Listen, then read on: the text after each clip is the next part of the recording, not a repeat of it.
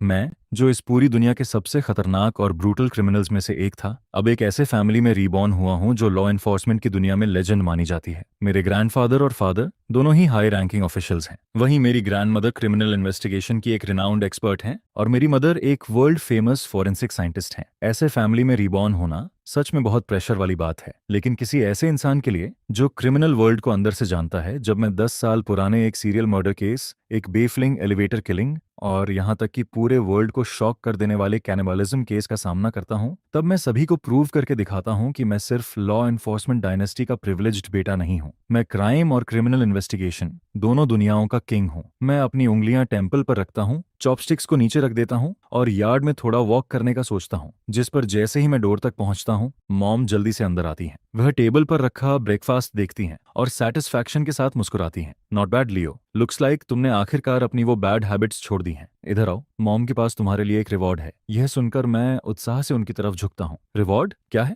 जिस पर मैं कुछ समझ पाता उससे पहले ही वह मेरा चेहरा पकड़कर उसे इधर उधर घुमाने लगती है, जिस पर मैं तुरंत चिल्ला उठता हूँ, मॉम ये कैसा रिवॉर्ड है? जिस पर मॉम हंसने लगती हैं। अभी मेरे पास तुम्हारे लिए रियल गिफ्ट लेने का टाइम नहीं है, इसे IOU समझ लो। एक मेजर केस अभी अभी ब्रेक हुआ है। किंगडू, मुझे जल्दी वापस जाना है। यह कहकर वह हंसते हुए स्टेयर्स की तरफ बढ़ती हैं, लेकिन जल्दबाजी में उनके हाथों से फाइल्स फिसल जाती हैं और पूरे फ्लोर पर बिखर जाती हैं, जिस पर मैं उन्हें उठाने के लिए आगे बढ़ता हूं और मौका मिलते ही मॉम को छेड़ने लगता हूं। अब समझ आया कि डैड क्यों कहते हैं कि फॉरेंसिक साइंटिस्ट बन जाना तुम्हारी लाइफ का सबसे बड़ा मिरेकल है। देखो खुद को, बिल्कुल डैड जितनी केयरलेस हो। यह सुनकर मॉम का चेहरा इरिटेशन से लाल पड़ जाता है। तुम्हारी हिम्मत कैसे हुई मेरा मजाक उड़ाने की? जिस पर कुछ सेकंड बाद वह बहस छोड़ देती हैं। फाइन, मेरे पास इसके लिए टाइम नहीं है, यह कहकर वह जाने लगती हैं, लेकिन तभी मैं उनका हाथ पकड़ लेता हूं, क्योंकि फाइल्स उठाते वक्त मेरी नजर एक क्राइम सीन फोटो पर पड़ चुकी थी। मैं हल्का सा भौहें सिकोड़ता हूं। मॉम भी ये केस इतना सिंपल नहीं है। जिस पर मॉम, विवियन, सू मुझे हैरानी से देखती हैं। तुम इसके बारे में क्या जानते हो? जाओ अपना काम करो, कुछ ही दिनों में स्कूल शुरू होने वाला है। तुम्हें पढ़ाई नहीं करनी चाहिए? अगर उन्होंने ये बात नहीं कही होती तो शायद मैं खुद ही भूल जाता। आखिर इस समय मैं सिर्फ 17 साल का एक हाई स्कूल स्टूडेंट हूँ। सीनियर ईयर का सेकंड सेमेस्टर शुरू होने वाला है, लेकिन मेरी नजर अभी भी उसी फोटो पर टिकी रहती है। ये किलर, इसके अंदर कुछ बहुत गलत है। जिस पर मॉम चुपचाप सुनती रहती हैं। डेथ तो डेथ होती है, विक्टिम का सिर नीचे है, सही बात है, लेकिन मौत के बाद भी किलर रुकता नहीं है। वह बॉडी पर बार बार स्लैश करता है, एक के बाद एक। ये सिर्फ मर्डर नहीं है, ये हेटेड है। मेरी बात खत्म होने पर मॉम कड़वी मुस्कान के साथ सिर हिलाती हैं। तुम नहीं समझते? जिस पर मैं सीधे उनकी आंखों में देखता हूँ, लेकिन आपके दिमाग में ये किलर वही इंसान है जिसने पहले भी ऐसा किया था, है ना? ये सुनकर मॉम हल्का सा रुक जाती हैं और अभी ऊपर जाकर आप 10 साल पुराने सीरियल टॉर्चर मर्डर केस की फाइल्स निकालने वाली थी। सही कह रहा हूं ना? मेरे मुंह से ये शब्द निकलते ही मॉम की आंखें चौड़ी हो जाती हैं। तुम्हें ये कैसे पता? जिस पर मैं शांत आवाज में जवाब देता हूँ, आप अपनी स्टडी में हर तरह के केसेस की फाइल्स रखती हैं, लेकिन 10 साल पुराना सीरियल टॉर्चर मर्डर केस हमेशा से आपके और डैड के लिए सबसे बड़ा दर्द रहा है। फीमेल विक्टिम की हालत देखकर और आपकी जल्दबाजी देखकर इसे समझना मुश्किल नहीं था। यह सुनकर मॉम कुछ सेकंड तक मुझे देखती रहती हैं। वेल, मुझे नहीं पता था कि तुम्हारी नजर इतनी शार्प है। अच्छा, आगे बताओ, तुम्हें क्यों लगता है कि किलर का विक्टिम से पर्सनल ग्रज था? जिस पर मैं तुरंत जवाब देता हूँ, मैंने कभी नहीं कहा कि यह वही किलर नहीं है। हो सकता है उसे सच में इस वुमन से कोई पर्सनल ग्रज रहा हो। यह कहकर मैं बस मुस्कुरा देता हूँ और आगे कुछ नहीं कहता। जिस पर मॉम मुझे डोर की तरफ जाते हुए देखती रहती हैं। फिर अचानक वह आगे बढ़ती हैं, मेरी रिस्ट पकड़ लेती हैं और मुस्कुराकर कहती हैं, लियो, मॉम को तुमसे एक फेवर चाहिए। मैं पीछे मुड़कर देखता हूँ। क्या मेरे साथ हॉस्पिटल चलो? मुझे एक बॉडी एग्जामिन करनी है। इसके बाद इससे पहले कि मैं कुछ समझ पाऊं, मॉम मुझे सीधे हॉस्पिटल ले आती हैं। लेकिन जैसे ही हम हॉस्पिटल के एंट्रेंस पर पहुंचते हैं, कैमरेज और माइक्रोफोन्स का एक बड़ा झुंड हमें चारों तरफ से घेर लेता है। प्रोफेसर सू आ गई हैं। प्रोफेसर सू, क्या आपको लगता है कि इस केस का किलर वही इंसान है जिसने 10 साल पहले सीरियल टॉर्चर मर्डर केस को अंजाम दिया था? प्रोफेसर सू, पूरे एक दशक बाद बिल्कुल वैसा ही केस सामने आया है। उस समय आप लीड फोरेंसिक साइंटिस्ट थीं और वो आपकी पूरी करियर का इकलौता केस था जिसमें आपको किलर के खिलाफ कोई लीड नहीं मिली थी। इस बारे में आपका क्या कहना है? जिस पर रिपोर्टर्स मॉम पर एक के बाद एक सवालों की बारिश करने लगते हैं। मॉम की भौहें सिकुड़ जाती हैं। ऑटोप्सी करना उनकी स्ट्रेंथ है, लेकिन रिपोर्टर्स को हैंडल करना बिल्कुल नहीं। और रिपोर्टर्स जो कह रहे हैं वह गलत भी नहीं है। मॉम के लगभग फ्लॉलेस करियर पर सिर्फ एक दाग है। वह उसी समय लगा था जब उनकी रेप्यूटेशन अपने पीक पर थी, और फिर भी उन्हें उस सीरियल मर्डर केस में कोई लीड नहीं मिली थी। अभी मैं साफ देख सकता हूं कि मॉम का गुस्सा धीरे धीरे बढ़ता जा रहा है। लेकिन इससे पहले कि वह कुछ रिएक्ट करती, एक हाथ उनके पीछे से आगे आता है, जिस पर मैं मॉम के सामने खड़ा हो जाता हूँ और रास्ता रोक रहे सभी लोगों को एक तरफ धकेल देता हूँ। यहाँ एक मर्डर सॉल्व करना है, स्टोरी बाद में भी लिखी जा सकती है। मैं बर्फ जैसी ठंडी नजरों से सबको देखता हूँ। केस अभी अभी ब्रेक हुआ है। आखिर तुम लोग रिपोर्ट किस चीज पर कर रहे हो? जिस पर आसपास मौजूद सभी रिपोर्टर्स चुप हो जाते हैं। क्या तुम लोगों को समझ भी है कि यहाँ बर्बाद होने वाला हर एक सेकंड किसी किलर के आजाद घूमने का दूसरा मौका बन सकता है? मैं मॉम का हाथ पकड़कर उन्हें आगे ले जाता हूँ। साइड हटो सभी लोग। मेरा चेहरा पूरी तरह कोल्ड रहता है और मैं बिना रुके मॉम को अंदर लेकर बढ़ता जाता हूँ, जिस पर रिपोर्टर्स कुछ पल के लिए वहीं जमे रह जाते हैं और फिर धीरे धीरे उन्हें समझ आता है कि अभी अभी क्या हुआ है। कोई कहता है, क्या वो लड़का प्रोफेसर का स्टूडेंट है? वो खुद को समझता क्या है? जिस पर दूसरा जवाब देता है, वो लियो ही है, ये फैमिली का एल्डेस्ट सन। वो अपनी माँ को प्रोटेक्ट कर रहा है। अगर थोड़ा एग्रेसिव हो गया तो क्या हुआ? बिल्कुल, और उसने कुछ गलत भी नहीं कहा। यहाँ एक मर्डर सॉल्व करना है, स्टोरी बाद में भी की जा सकती है। केस अभी अभी हुआ है। तुम लोग इन बेकार सवालों से सबका टाइम ही तो वेस्ट कर रहे हो। तब तक मैं और मॉम हॉस्पिटल के मॉर्ग के दरवाजे तक पहुंच जाते हैं। मॉम दरवाजा खोलती हैं। अंदर कुछ ऑफिसर्स और फॉरेंसिक स्टाफ अभी भी बॉडी की डॉक्यूमेंटेशन कर रहे होते हैं। जैसे ही वो हमें अंदर आते देखते हैं, सभी सीधे खड़े हो जाते हैं और हमारी तरफ आ जाते हैं। प्रोफेसर सू, आप आ गई, और यंग मास्टर लियो भी। मुझे देखकर सभी के चेहरे पर साफ सरप्राइज दिखाई देता है। मैं बस हल्का सा सिर हिलाता हूँ और सीधे बॉडी की तरफ बढ़ जाता हूँ। मेरी नजर धीरे धीरे विक्टिम के ऊपर घूमती है, जिस पर कुछ ऑफिसर्स कुछ कहने वाले होते हैं, लेकिन तभी वो मॉम को उन्हें सिर हिलाकर रोकते हुए देख लेते हैं। मैं बॉडी से नजर हटाकर पूछता हूँ, विक्टिम की फैमिली कहाँ है? एक ऑफिसर जवाब देता है, विक्टिम दूसरे शहर की रहने वाली थी। हमने उसके फैमिली मेंबर्स को इन्फॉर्म कर दिया है, वो रास्ते में है। क्या वो अकेली रहती थी? जिस पर मॉम बोलती हैं, विक्टिम का नाम फेई हुआंग है, उम्र 27 साल। वो एक डिजाइन फर्म में मैनेजर थी। किंगडू में उसके 2 क्लोज फ्रेंड्स थे। वो अपने फियांसे के साथ रहती थी। सभी के अनुसार दोनों का रिलेशनशिप काफी लविंग था। मैं धीरे से कहता हूँ, समझ गया। इसके बाद मैं ग्लव्स पहन लेता हूँ, जिस पर कमरे का माहौल अचानक बदल जाता है। सभी के चेहरे पर डिसेबिलिफ साफ नजर आने लगता है। यहाँ तक कि मॉम भी पूरी तरह शॉक दिखाई देती हैं, क्योंकि वो सबसे अच्छी तरह जानती हैं कि मैंने इससे पहले कभी किसी बॉडी को एग्जामिन नहीं किया। आमतौर पर लोग डेड बॉडी को देखकर डर जाते हैं, लेकिन मुझे देखकर ऐसा लग रहा है जैसे मैं खुद ऑटोप्सी करने वाला हूँ। जिस पर मॉम के जूनियर फोरेंसिक स्टाफ में से एक जल्दी से आगे आता है और मुस्कुराकर कहता है, यंग मास्टर लियो, बॉडी का एग्जामिनेशन पहले ही हो चुका है। मैं उसकी बात को पूरी तरह इग्नोर कर देता हूँ। फिर अपने ग्लोड हैंड से बिना किसी हिचकिचाहट के स्टैब वंड के अंदर उंगलियां डाल देता हूँ, जिस पर कमरे में मौजूद सभी लोग शॉक्ड होकर मुझे देखने लगते हैं। मैं 2 उंगलियों से वंड के आसपास के फ्लैश को ध्यान से अलग करता हूँ। यह देखकर मॉम चिंता भरी आवाज में कहती हैं, लियो, खुद पर ज्यादा प्रेशर मत डालो। तुमने पहले कभी ऐसा नहीं किया, तुम्हारे शरीर का रिएक्शन खराब हो सकता है। जिस पर मैं वंड छोड़ देता हूँ और बोलता हूँ, विक्टिम की मौत सुबह 3:30 से 4 बजे के बीच हुई है। चेस्ट में लगा वंड फेटल वंड है, उसी की वजह से उसकी मौत हुई। वेपन लगभग 13 सेंटीमीटर लंबा और 2 सेंटीमीटर चौड़ा ब्लेड था। एक डैगर, लेकिन ज्यादा शार्प नहीं था। संभावना है कि उसे काफी बार यूज किया गया था, इसलिए वंड के किनारों पर फ्लैश थोड़ा फटा हुआ दिखाई दे रहा है। फेटल अटैक के बाद किलर रुकता नहीं है। वह बॉडी पर लगातार स्लैश करता है, यहाँ तक कि पैरों तक, और जैसे जैसे नीचे जाता है कट्स शैलो होते जाते हैं। मेरी बात खत्म होते ही मैं पीछे मुड़ता हूँ, जिस पर देखता हूँ कि कमरे में मौजूद हर इंसान मुझे शॉक्ड साइलेंस के साथ घूर रहा है। मैं मॉम के पास जाकर पूछता हूँ, क्या हुआ? जिस पर मॉम दोनों हाथों से मेरा चेहरा पकड़कर जोर जोर से रगड़ने लगती हैं। फिर अचानक बोल उठती हैं, रुको, तुम सच में मेरे लियो हो? मैं आंखें घुमाता हूँ। और कौन हो सकता हूँ? ये इम्पॉसिबल है। मेरा लियो तो मतलब थोड़ा स्लो होना चाहिए था। तुम सिर्फ कुछ सेकंड्स में विक्टिम के वॉन्ट्स देखकर सब कुछ सही कैसे बता सकते हो? मॉम अभी भी शॉक से बाहर नहीं निकल पाती, लेकिन मैं कोई एक्सप्लेनेशन नहीं देता। इसके बजाय मैं सीनियर ऑफिसर की तरफ मुड़ता हूँ। ऑफिसर जंग, विक्टिम से जुड़े सभी लोगों को यहाँ लेकर आइए। मैं चाहता हूँ कि वो बॉडी को एक आखिरी बार देखें। ऑफिसर जेंग गहरी सांस लेता है, उसका चेहरा गंभीर हो जाता है। अंडरस्टूड, मैं अभी उन्हें लेकर आता हूँ। ऑफिसर जेंग के जाने के बाद मैं भी बाहर निकल जाता हूँ। जैसे ही मैं बाहर जाता हूँ, मर्ग के अंदर फुसफुसाहट शुरू हो जाती है। वाई फैमिली वाकई अलग है। बचपन से इसी माहौल में बड़ा हुआ है, तभी तो। अभी बॉडी के साथ जो उसने किया वो सच में अनबिलीवेबल था। Seriously impressive. प्रोफेसर सू और सीनियर फिनच चेन के अलावा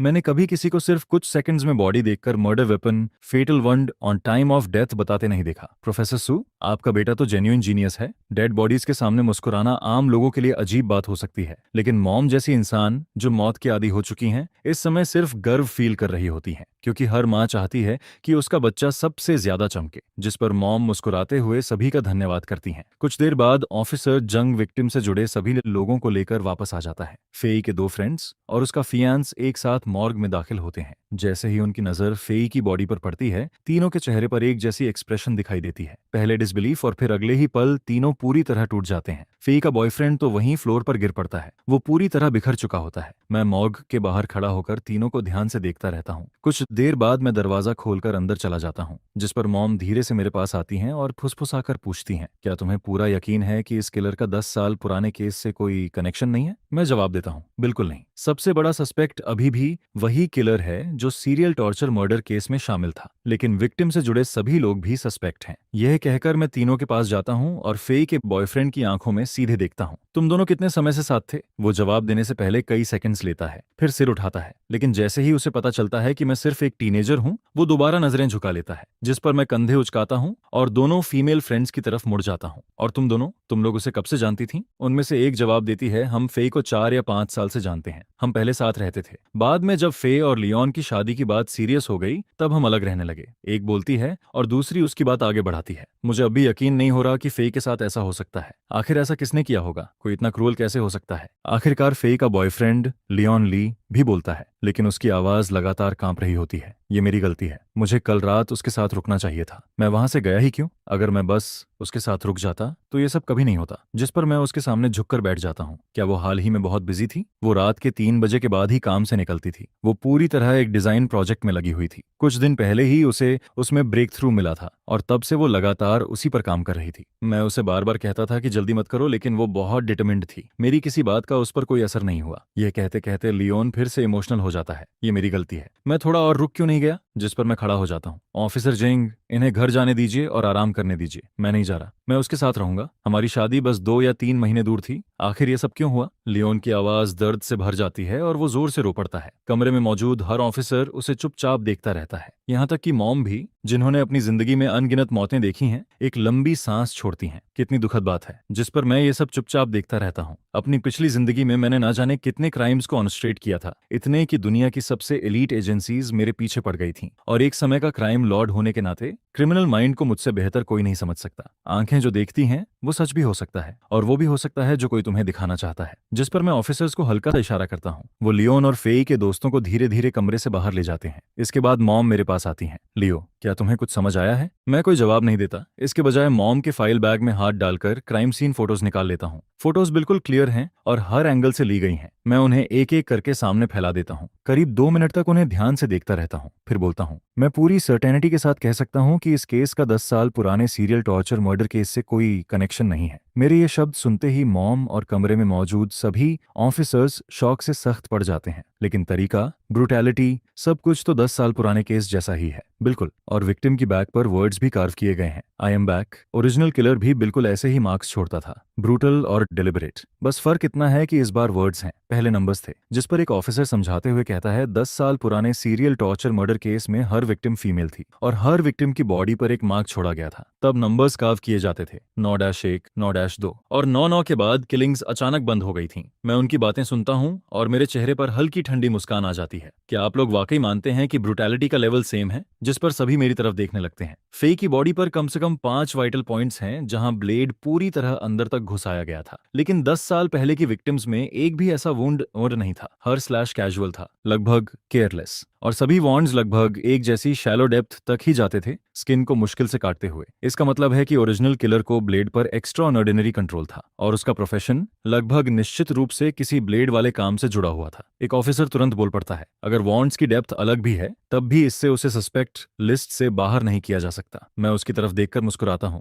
10 साल पहले वाला किलर जीनियस था, या शायद वो तुम सबके साथ खेल रहा था, लेकिन किलर सिर्फ उसकी एक सस्ती कॉपी है। यह कहते हुए मैं मॉम के फाइल बैग से एक पुरानी और घिसी हुई फोटो निकालता हूँ। उसमें ओरिजिनल विक्टिम्स में से एक की बैक दिखाई दे रही होती है। मैं फोटो में बंधी हुई रिस्ट्स पर उंगली रखता हूँ। मैं इस बहस को यहीं खत्म करता हूँ। ये कहकर मैं दरवाजे की तरफ बढ़ जाता हूँ। लियो, तुम कहाँ जा रहे हो? जिस पर मैं मुस्कुरा देता हूँ। मुझे काफी अच्छा अंदाजा है कि किलर कहाँ मिल सकता है। इसके बाद हम सीधे एफएई के वर्क प्लेस पहुंच जाते हैं। ऑफिस में किसी को भी ये नहीं पता होता कि उनकी मैनेजर मर चुकी है। मैं डिजाइन फर्म का दरवाजा खोलकर अंदर चला जाता हूँ। दिन की शुरुआत ही हुई होती है। अपने डेस्क्स पर बैठे ज्यादातर लोग आधी नींद में दिखाई दे रहे होते हैं। जैसे ही वो मुझे, मॉम और दोनों ऑफिसर्स को देखते हैं, सबकी आंखों में कंफ्यूजन भर जाता है, जिस पर एक एम्प्लॉय उठकर हमारे पास आता है। ऑफिसर्स, हम आपकी क्या मदद कर सकते हैं? मैं जवाब देता हूँ, हम यहाँ आपकी मैनेजर फेई क्वांग के बारे में आए हैं। वो एम्प्लॉय पलकें झपकाता है। ओह, आप मैनेजर फेई को ढूंढ रहे हैं। मैं उन्हें बुलाता हूँ। वो हर दिन सबसे पहले ऑफिस आती हैं। वो जरूर अपने ऑफिस में होंगी। जिस पर मैं उसे रोक देता हूँ। जरूरत नहीं है, वो मर चुकी है। मेरे ये शब्द पूरे ऑफिस में शॉक वेव की तरह फैल जाते हैं।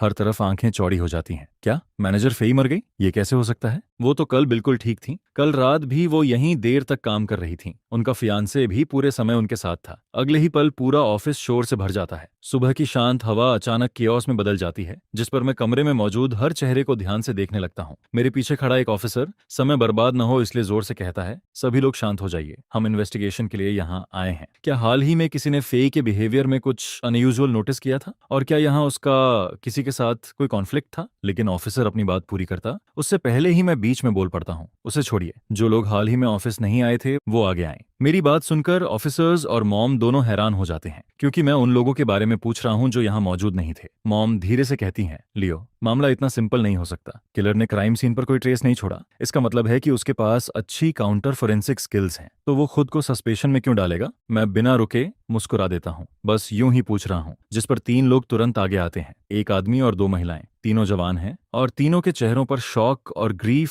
साफ दिखाई दे रहा होता है। उनमें से एक महिला की आंखें तो पहले से ही लाल हो चुकी होती हैं। मैं उसके पास जाता हूँ, लेकिन मैं कुछ कहूँ उससे पहले ही वो रो पड़ती है। ये नहीं हो सकता। फेई कैसे मर सकती है? वो इतनी अच्छी इंसान थी। ये कैसे हो सकता है? उसकी आंखों से लगातार आंसू बह रहे होते हैं, जिस पर मैं पास वाली डेस्क से एक टिश्यू उठाता हूँ और उसे दे देता हूँ। तुम फेई के काफी क्लोज थी, है ना? मैं उनकी असिस्टेंट हूँ। पिछले कुछ दिनों से मेरी तबीयत खराब थी। उन्होंने ही मुझे घर जाकर आराम करने के लिए कहा था। मैं आज वापस आई हूँ क्योंकि अब थोड़ा बेहतर फील कर रही हूँ। मैंने कभी इमेजिन भी नहीं किया था कि ऐसा कुछ हो सकता है। मैं आसानी से समझ सकता हूँ कि उसकी तबीयत सच में ठीक नहीं है। वो बार बार खांस रही होती है और उसकी आवाज भी भारी लग रही होती है, जिस पर मैं हल्का सा सिर हिलाता हूँ और उससे ज्यादा सवाल किए बिना आगे बढ़ जाता हूँ। इसके बाद मैं उस जवान आदमी के पास जाता हूँ। वो गहरी सांस लेता है। मैं बिजनेस ट्रिप पर शहर से बाहर गया हुआ था, आज ही वापस आया हूँ। और तुम? मैं आखिरी महिला की तरफ मुड़ता हूँ। उसके बारे में कुछ अलग महसूस होता है। मॉम की नजरें भी लगभग लगातार उसी पर टिकी हुई हैं, क्योंकि जब फेई की मौत की खबर सुनाई गई थी तब उसके चेहरे पर भी बाकी लोगों जैसा शौक था। लेकिन उस शौक के नीचे सिर्फ एक पल के लिए कुछ और भी था, रिलीफ। वो एहसास अगले ही पल गायब हो गया था, लेकिन मॉम की नजरों से बच नहीं पाया। उनका इंस्टिंक्ट उन्हें पहले ही बता चुका था कि इस महिला का फेई के साथ कोई पुराना हिसाब जरूर है, जिस पर मैं भी उसे ध्यान से देखने लगता हूँ। वो काफी कंपोज दिखाई दे रही होती है। और तुम क्यों छुट्टी पर थी? घर पर कुछ काम था, इसलिए मैंने कुछ दिन की छुट्टी ले ली थी। कितने दिन? 1 हफ्ता। मैं ऐसा रिएक्शन देता हूँ जैसे मुझे कुछ समझ आ गया हो। पूरा 7 दिन। घर पर कोई सीरियस बात थी? नहीं, बस थक गई थी, थोड़ा ब्रेक चाहिए था। जिस पर मैं धीरे से हम कहता हूँ और दूसरी तरफ देखने लगता हूँ। 7 दिन किसी दूसरे इंसान के तरीके को समझने के लिए काफी समय, बल्कि उससे भी ज्यादा, इतना कि कोई उसकी अच्छी खासी कॉपी तैयार कर सके। मेरी ये बात सुनते ही कमरे में मौजूद कई लोगों की नजरें तुरंत उसी महिला की तरफ घूम जाती हैं, जिस पर एक डिप्टी मैनेजर बोल पड़ता है, आप आखिर कहना क्या चाहते हैं? जब फेई की बॉडी मिली थी तब उसे रस्सियों से बांधा गया था। उसका सिर नीचे था, बॉडी ऊपर की तरफ थी और उसकी बैक पर वर्ड्स लिखे हुए थे। जो भी किंगडम में काफी समय से रह रहा है उसे पता होना चाहिए कि इसका क्या मतलब है। मैं अपनी बात पूरी करता उससे पहले ही एक मिडिल एज्ड एम्प्लॉय चौड़ी आंखों से मुझे देखने लगता है। सीरियल टॉर्चर मर्डर केस, बिल्कुल 10 साल पुराना सीरियल टॉर्चर मर्डर केस। मेरी आवाज ठंडी हो जाती है। मैनेजर फेई की बॉडी जिस हालत में मिली है वो 10 साल पहले की उन 9 विक्टिम्स जैसी ही है, जिस पर वो महिला जिसके चेहरे पर पहले रिलीफ दिखा था अचानक कांप उठती है। अब उसकी आंखों में पहले वाला एहसास बिल्कुल नहीं बचा होता। वो तेजी से मेरी तरफ देखती है। आप मुझे ऐसे क्यों देख रहे हैं? मैंने किसी को नहीं मारा। मैं हल्का सा ठंडा हंसता हूँ। लेकिन तुम्हें फेई से नफरत थी, है ना? उसने मुझे एक बार थप्पड़ मारा था, लेकिन मैं उसे मारने जैसी बात कभी नहीं सोच सकती। वो तुरंत जवाब देती है, जिस पर मैं शांत आवाज में कहता हूँ, मैंने सिर्फ इतना कहा कि तुम्हें उससे ग्रज था। मैंने ये नहीं कहा उसे मारा है। इतना घबराने की जरूरत नहीं है। मेरी बात सुनते ही कमरे में मौजूद लगभग सभी लोग उसकी तरफ देखने लगते हैं। उसकी घबराहट और बढ़ जाती है। उसकी आंखें इधर उधर घूमने लगती हैं, जिस पर मॉम मेरे पास आकर धीरे से कहती हैं, तुम्हें इस पर शक है? मैं सिर्फ ऑब्जर्व कर रहा हूँ। जब हमने बताया कि फेई मर चुकी है तब उसकी आंखों में सेटिस्फैक्शन था। एक पल के लिए मुझे भी लगा था कि यही किलर है, लेकिन अब मुझे सब समझ आ गया है। इसके बाद मैं उस बीमार लड़की की तरफ मुड़ता हूँ। ओह हाँ, मैं पूछना भूल गया, तुम्हारा नाम क्या है? वो पलक झपकाती है और भारी आवाज में जवाब देती है, मेरा नाम वेरा वांग है। ठीक है वेरा, मैं चाहता हूँ कि तुम हमारे साथ हॉस्पिटल मॉर्ग चलो। जिस पर वो असहज हो जाती है। मैं क्यों?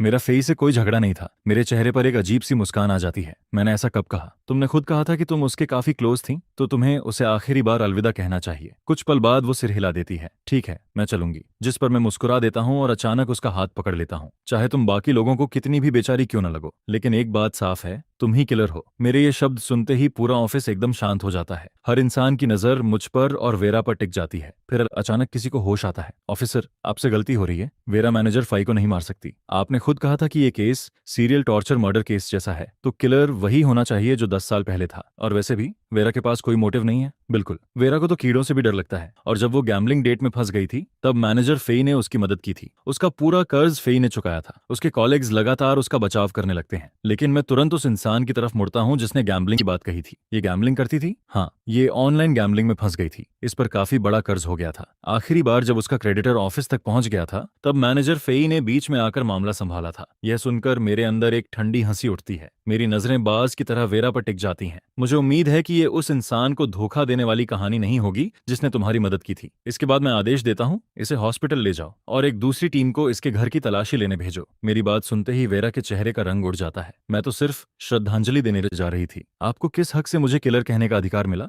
10 साल पहले भी आप लोग किलर को नहीं पकड़ पाए थे, अब वो फिर से वापस आया है, तो फिर मेरे पीछे क्यों पड़े हैं? मैं हल्का सा मुस्कुराता हूँ। इंटरेस्टिंग, तुम्हें 10 साल पुराने केस के बारे में काफी कुछ पता है। मैं आंखें सिकोड़ लेता हूँ, जिस पर मॉम भी मेरे बगल में सतर्क हो जाती हैं। वेरा तुरंत जवाब देती है, तो इसमें क्या दिक्कत है? अगर आप लोगों ने तब किलर को पकड़ लिया होता तो आज फेई जिंदा होती। मैं एक कदम आगे बढ़ता हूँ। फिर भी मानने को तैयार नहीं हो? तुम्हारे हाथों पर जो कॉलर्स हैं वो बिल्कुल नए हैं। हाल ही में तुमने काफी हैवी फिजिकल वर्क किया है। तुम एक असिस्टेंट हो। क्या इस कंपनी में असिस्टेंट्स को इतना भारी सामान उठाना पड़ता है? वो जवाब देने के लिए मुंह खोलती है, लेकिन मैं उसे मौका ही नहीं देता। पहला पॉइंट, तुम्हारे हाथों के कॉल्स। दूसरा पॉइंट, जब हमने कहा कि फेई की मौत बिल्कुल 10 साल पुरानी विक्टिम्स जैसी हुई है, तब तुम अचानक रिलैक्स हो गई थी। और जब हमारा ध्यान तुम्हारी कॉलेग की तरफ गया, तब तुम्हारी आंखों में सेटिस्फैक्शन साफ दिखाई दे रहा था। मैं क्रिमिनल माइंड को बहुत अच्छी तरह जानता हूँ। मेरी पिछली जिंदगी ने मुझे यह सिखाया था, किलर लगभग हमेशा वही पर्सन होता है जिस पर सबसे कम शक किया जाता है, और सिर्फ गिल्टी पर्सन ही खुद को इनोसेंट दिखाने के लिए इतनी मेहनत करता है। जिस पर वीरा अंदर आते ही फूट फूट कर रोने लगती है। उसे देखकर मॉम तक इमोशनल हो जाती है, लेकिन मैं आंसुओं पर भरोसा नहीं करता। इमोशन लोगों के जजमेंट को क्लाउड करने का सबसे भरोसेमंद तरीका होता है। जिस पर वेरा के होंठ कांपने लगते हैं। वह कहती है, मुझे नहीं पता तुमने क्या देखा है, लेकिन तुम गलत हो। मैं अपने होंठों के कोने को हल्का सा खींचता हूँ और अपने एक को लेग की तरफ मुड़ता हूँ। लियोन ली को कॉल करो, उससे पूछो कि क्या वेरा हाल ही में फे से पैसे उधार लेने की कोशिश कर रही थी। जिस पर कॉल कनेक्ट हो जाता है। लियोन की आवाज काफी थकी हुई लगती है। हाँ, उसने करीब 2 हफ्ते पहले पूछा था। इसके बाद भी वह कई बार वापस आई थी, लेकिन फे हर बार मना कर देती थी। फे ने तो उसे यह तक कह दिया था कि अगर वह गैम्बलिंग नहीं छोड़ती तो उसे नौकरी से निकालना पड़ेगा। मैं शांत तरीके से उसका धन्यवाद करता हूँ, जिस पर लियोन की आवाज अचानक गंभीर हो जाती है। क्या तुम्हें वेरा पर शक है? मुझे तो लगा था किलर वही है जो 10 साल पहले था। मैं जवाब देता हूँ, हमने कभी इसकी पुष्टि नहीं की थी। हमने सिर्फ इतना कहा था कि दोनों केसेस एक जैसे हैं। इसके बाद मैं अपनी नजर वेरा पर टिकाता हूँ और धीरे धीरे एक एक शब्द बोलता हूँ। क्या मैं सही समझ रहा हूँ कि तुम्हें बार बार पैसे देने से मना किया गया था, और तुम्हें पता था कि फे तुम्हें नौकरी से निकालने वाली थी, और उसी नफरत ने तुम्हें उसे मारने के लिए मजबूर किया? जिस पर वेरा की आंखें बड़ी हो जाती हैं। उसके होंठ कांपने लगते हैं। कुछ सेकंड बीत जाते हैं, फिर वह मजबूरी में बोलती है, हाँ, मैं फे से नफरत करती थी,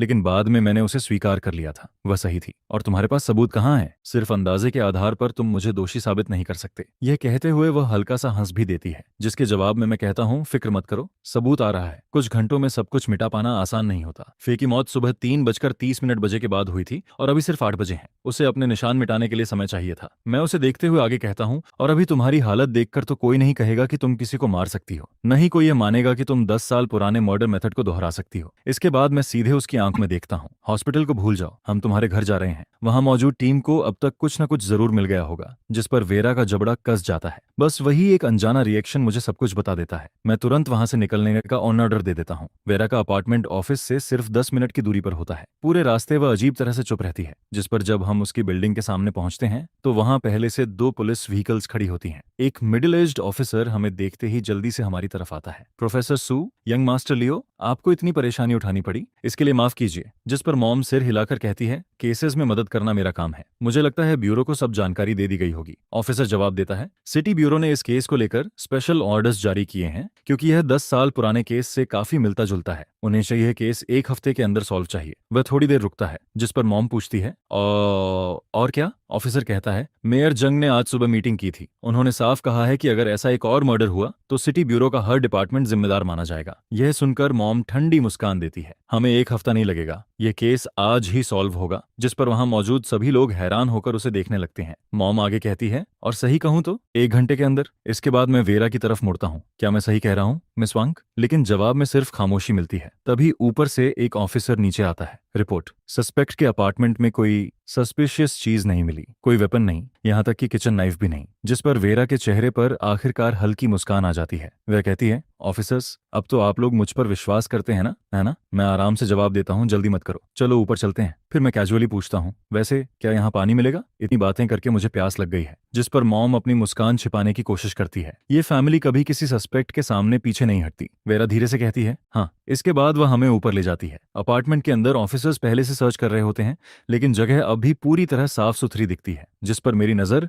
वाटर डिस्पेंसर पर पड़ती है। मैं पहले मॉम के लिए एक गिलास पानी भरता हूँ, फिर अपने लिए। इसके बाद मैं धीरे धीरे अपार्टमेंट में चलने लगता हूँ। जब मैं बाथरूम तक पहुंचता हूँ तो अचानक रुक जाता हूँ। मैं नीचे फ्लोर की तरफ देखने लगता हूँ। जिस पर मॉम मेरे पास आकर पूछती है, लियो तुम क्या देख रहे हो? मैं नीचे इशारा करते हुए कहता हूँ, मॉम, क्या तुम्हें नहीं लगता कि फ्लोर पर काफी ज्यादा पानी है? फिर मैं वेरा की तरफ देखता हूँ। मिस वांग, क्या तुम आमतौर पर सुबह सुबह शॉवर लेती हो? जिस पर वेरा की नजरें इधर उधर होने लगती हैं। हाँ, लेकिन बाथरूम में पानी होना क्या इतना सस्पिशियस है? मैं जवाब देता हूँ, बाथरूम में पानी होना बिल्कुल सस्पिशियस नहीं है। फिर मैं उसे घूरते हुए कहता हूँ, संदेह की बात यह है कि तुम इतनी बीमार हो फिर भी आज सुबह शॉवर लिया। इसके बाद मैं सीधे बेडरूम के इकलौते दरवाजे की तरफ बढ़ता हूँ और उसे खोल देता हूँ। कमरा छोटा होता है, एक बेडरूम और एक लिविंग एरिया। वह कोई शानदार जिंदगी नहीं जीती, शायद उसका ज्यादातर पैसा गैम्बलिंग में चला गया था। लेकिन जैसे ही मैं दरवाजा खोलता हूँ, मेरी नजर एक चीज पर जाकर टिक जाती है और मैं पूरी तरह रुक जाता हूँ। वीरा के कमरे में एक लाइफ साइज्ड टैग डॉल खड़ी होती है, पुरानी, घिसी हुई और ऐसी जैसे उसे बार बार इस्तेमाल किया गया हो। जिस पर मैं तुरंत पीछे मुड़ता हूँ, मुझे एक रोक दो। वेरा के पैर लड़खड़ा जाते हैं। मॉम शायद सब समझ जाती है, लेकिन कुछ नहीं कहती। ऑफिसर्स पूरी तरह कंफ्यूज्ड हो जाते हैं, फिर भी उनमें से एक मुझे रोप दे देता है। मैं रोप लेता हूँ, रैगडॉल को उठाता हूँ और उसके शरीर पर पहले से मौजूद हल्के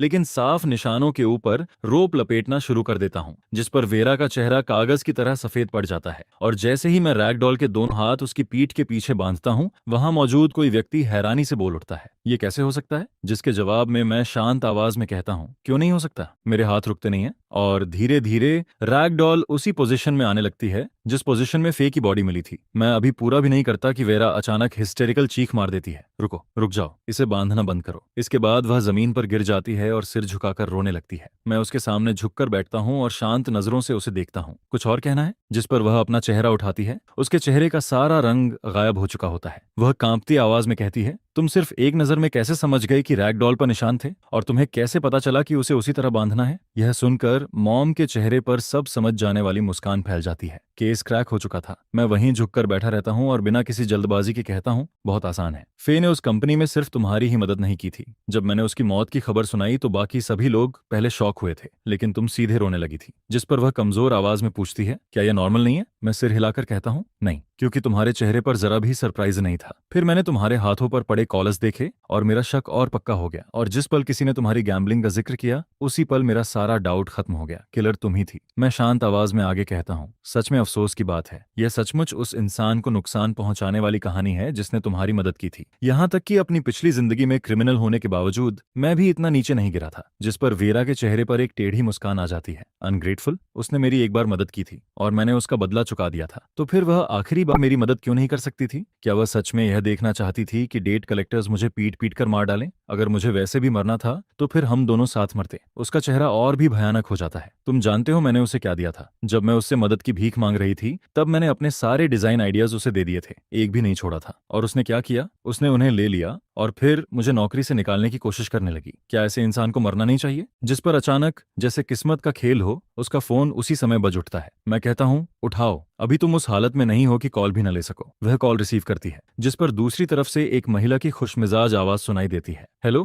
क्या मैं स्टारलाइट डिजाइन की मिस वेरा वॉन्ग से बात कर रही हूँ? हम Radiance Cup design competition review committee से कॉल कर रहे हैं। आपकी सबमिशन सभी रिक्वायरमेंट्स पर खरी उतरी है। कृपया 3 दिनों के अंदर कंपटीशन वेन्यू पर पहुंच जाइए ताकि आप फाइनलिस्ट में जगह बनाने के लिए हिस्सा ले सकें। यह सुनते ही वेरा पूरी तरह जड़ हो जाती है, जिस पर मैं और मॉम भी उतने ही हैरान रह जाते हैं। हेलो मिस वांग, क्या आप हमारी आवाज सुन पा रही हैं? हेलो। लेकिन वेरा का पूरा शरीर कांपने लगता है। वह एक शब्द भी नहीं बोल पाती। उसकी आंखों से अचानक आंसू बहने लगते हैं। फिर वह टूटी हुई आवाज में चीख पड़ती है, तुमने मुझे पहले क्यों नहीं बताया? क्यों? मैं धीरे से खड़ा होता हूँ और सपाट आवाज में कहता हूँ, मेरे हिसाब से तुम्हें वही मिल रहा है जिसकी तुम हकदार हो। लेकिन अगर कभी तुम प्रिजन से बाहर निकल पाओ तो कोशिश करना कि अपनी गलती सुधार सको। जिस पर मॉम ऑफिसर्स को हैंडकफ्स लगाने का इशारा करती है। जब वेरा को उठाकर खड़ा किया जाता है तो वह धीरे से बड़बड़ाती है, मैं सच में बहुत अनग्रेटफुल थी, है ना? फिर वह मेरी तरफ देखकर पूछती है, लियो, क्या तुम्हें शुरू से सब पता था? मैं जवाब देता हूँ, रैगडॉल, तुम्हें उसे हटाने का समय ही नहीं मिला था। सही कह रहा हूँ ना कप्पा? हूं ना? और तुम्हारी बीमारी? मर्डर के बाद तुमने खुद ठंडा पानी डाला और पूरी रात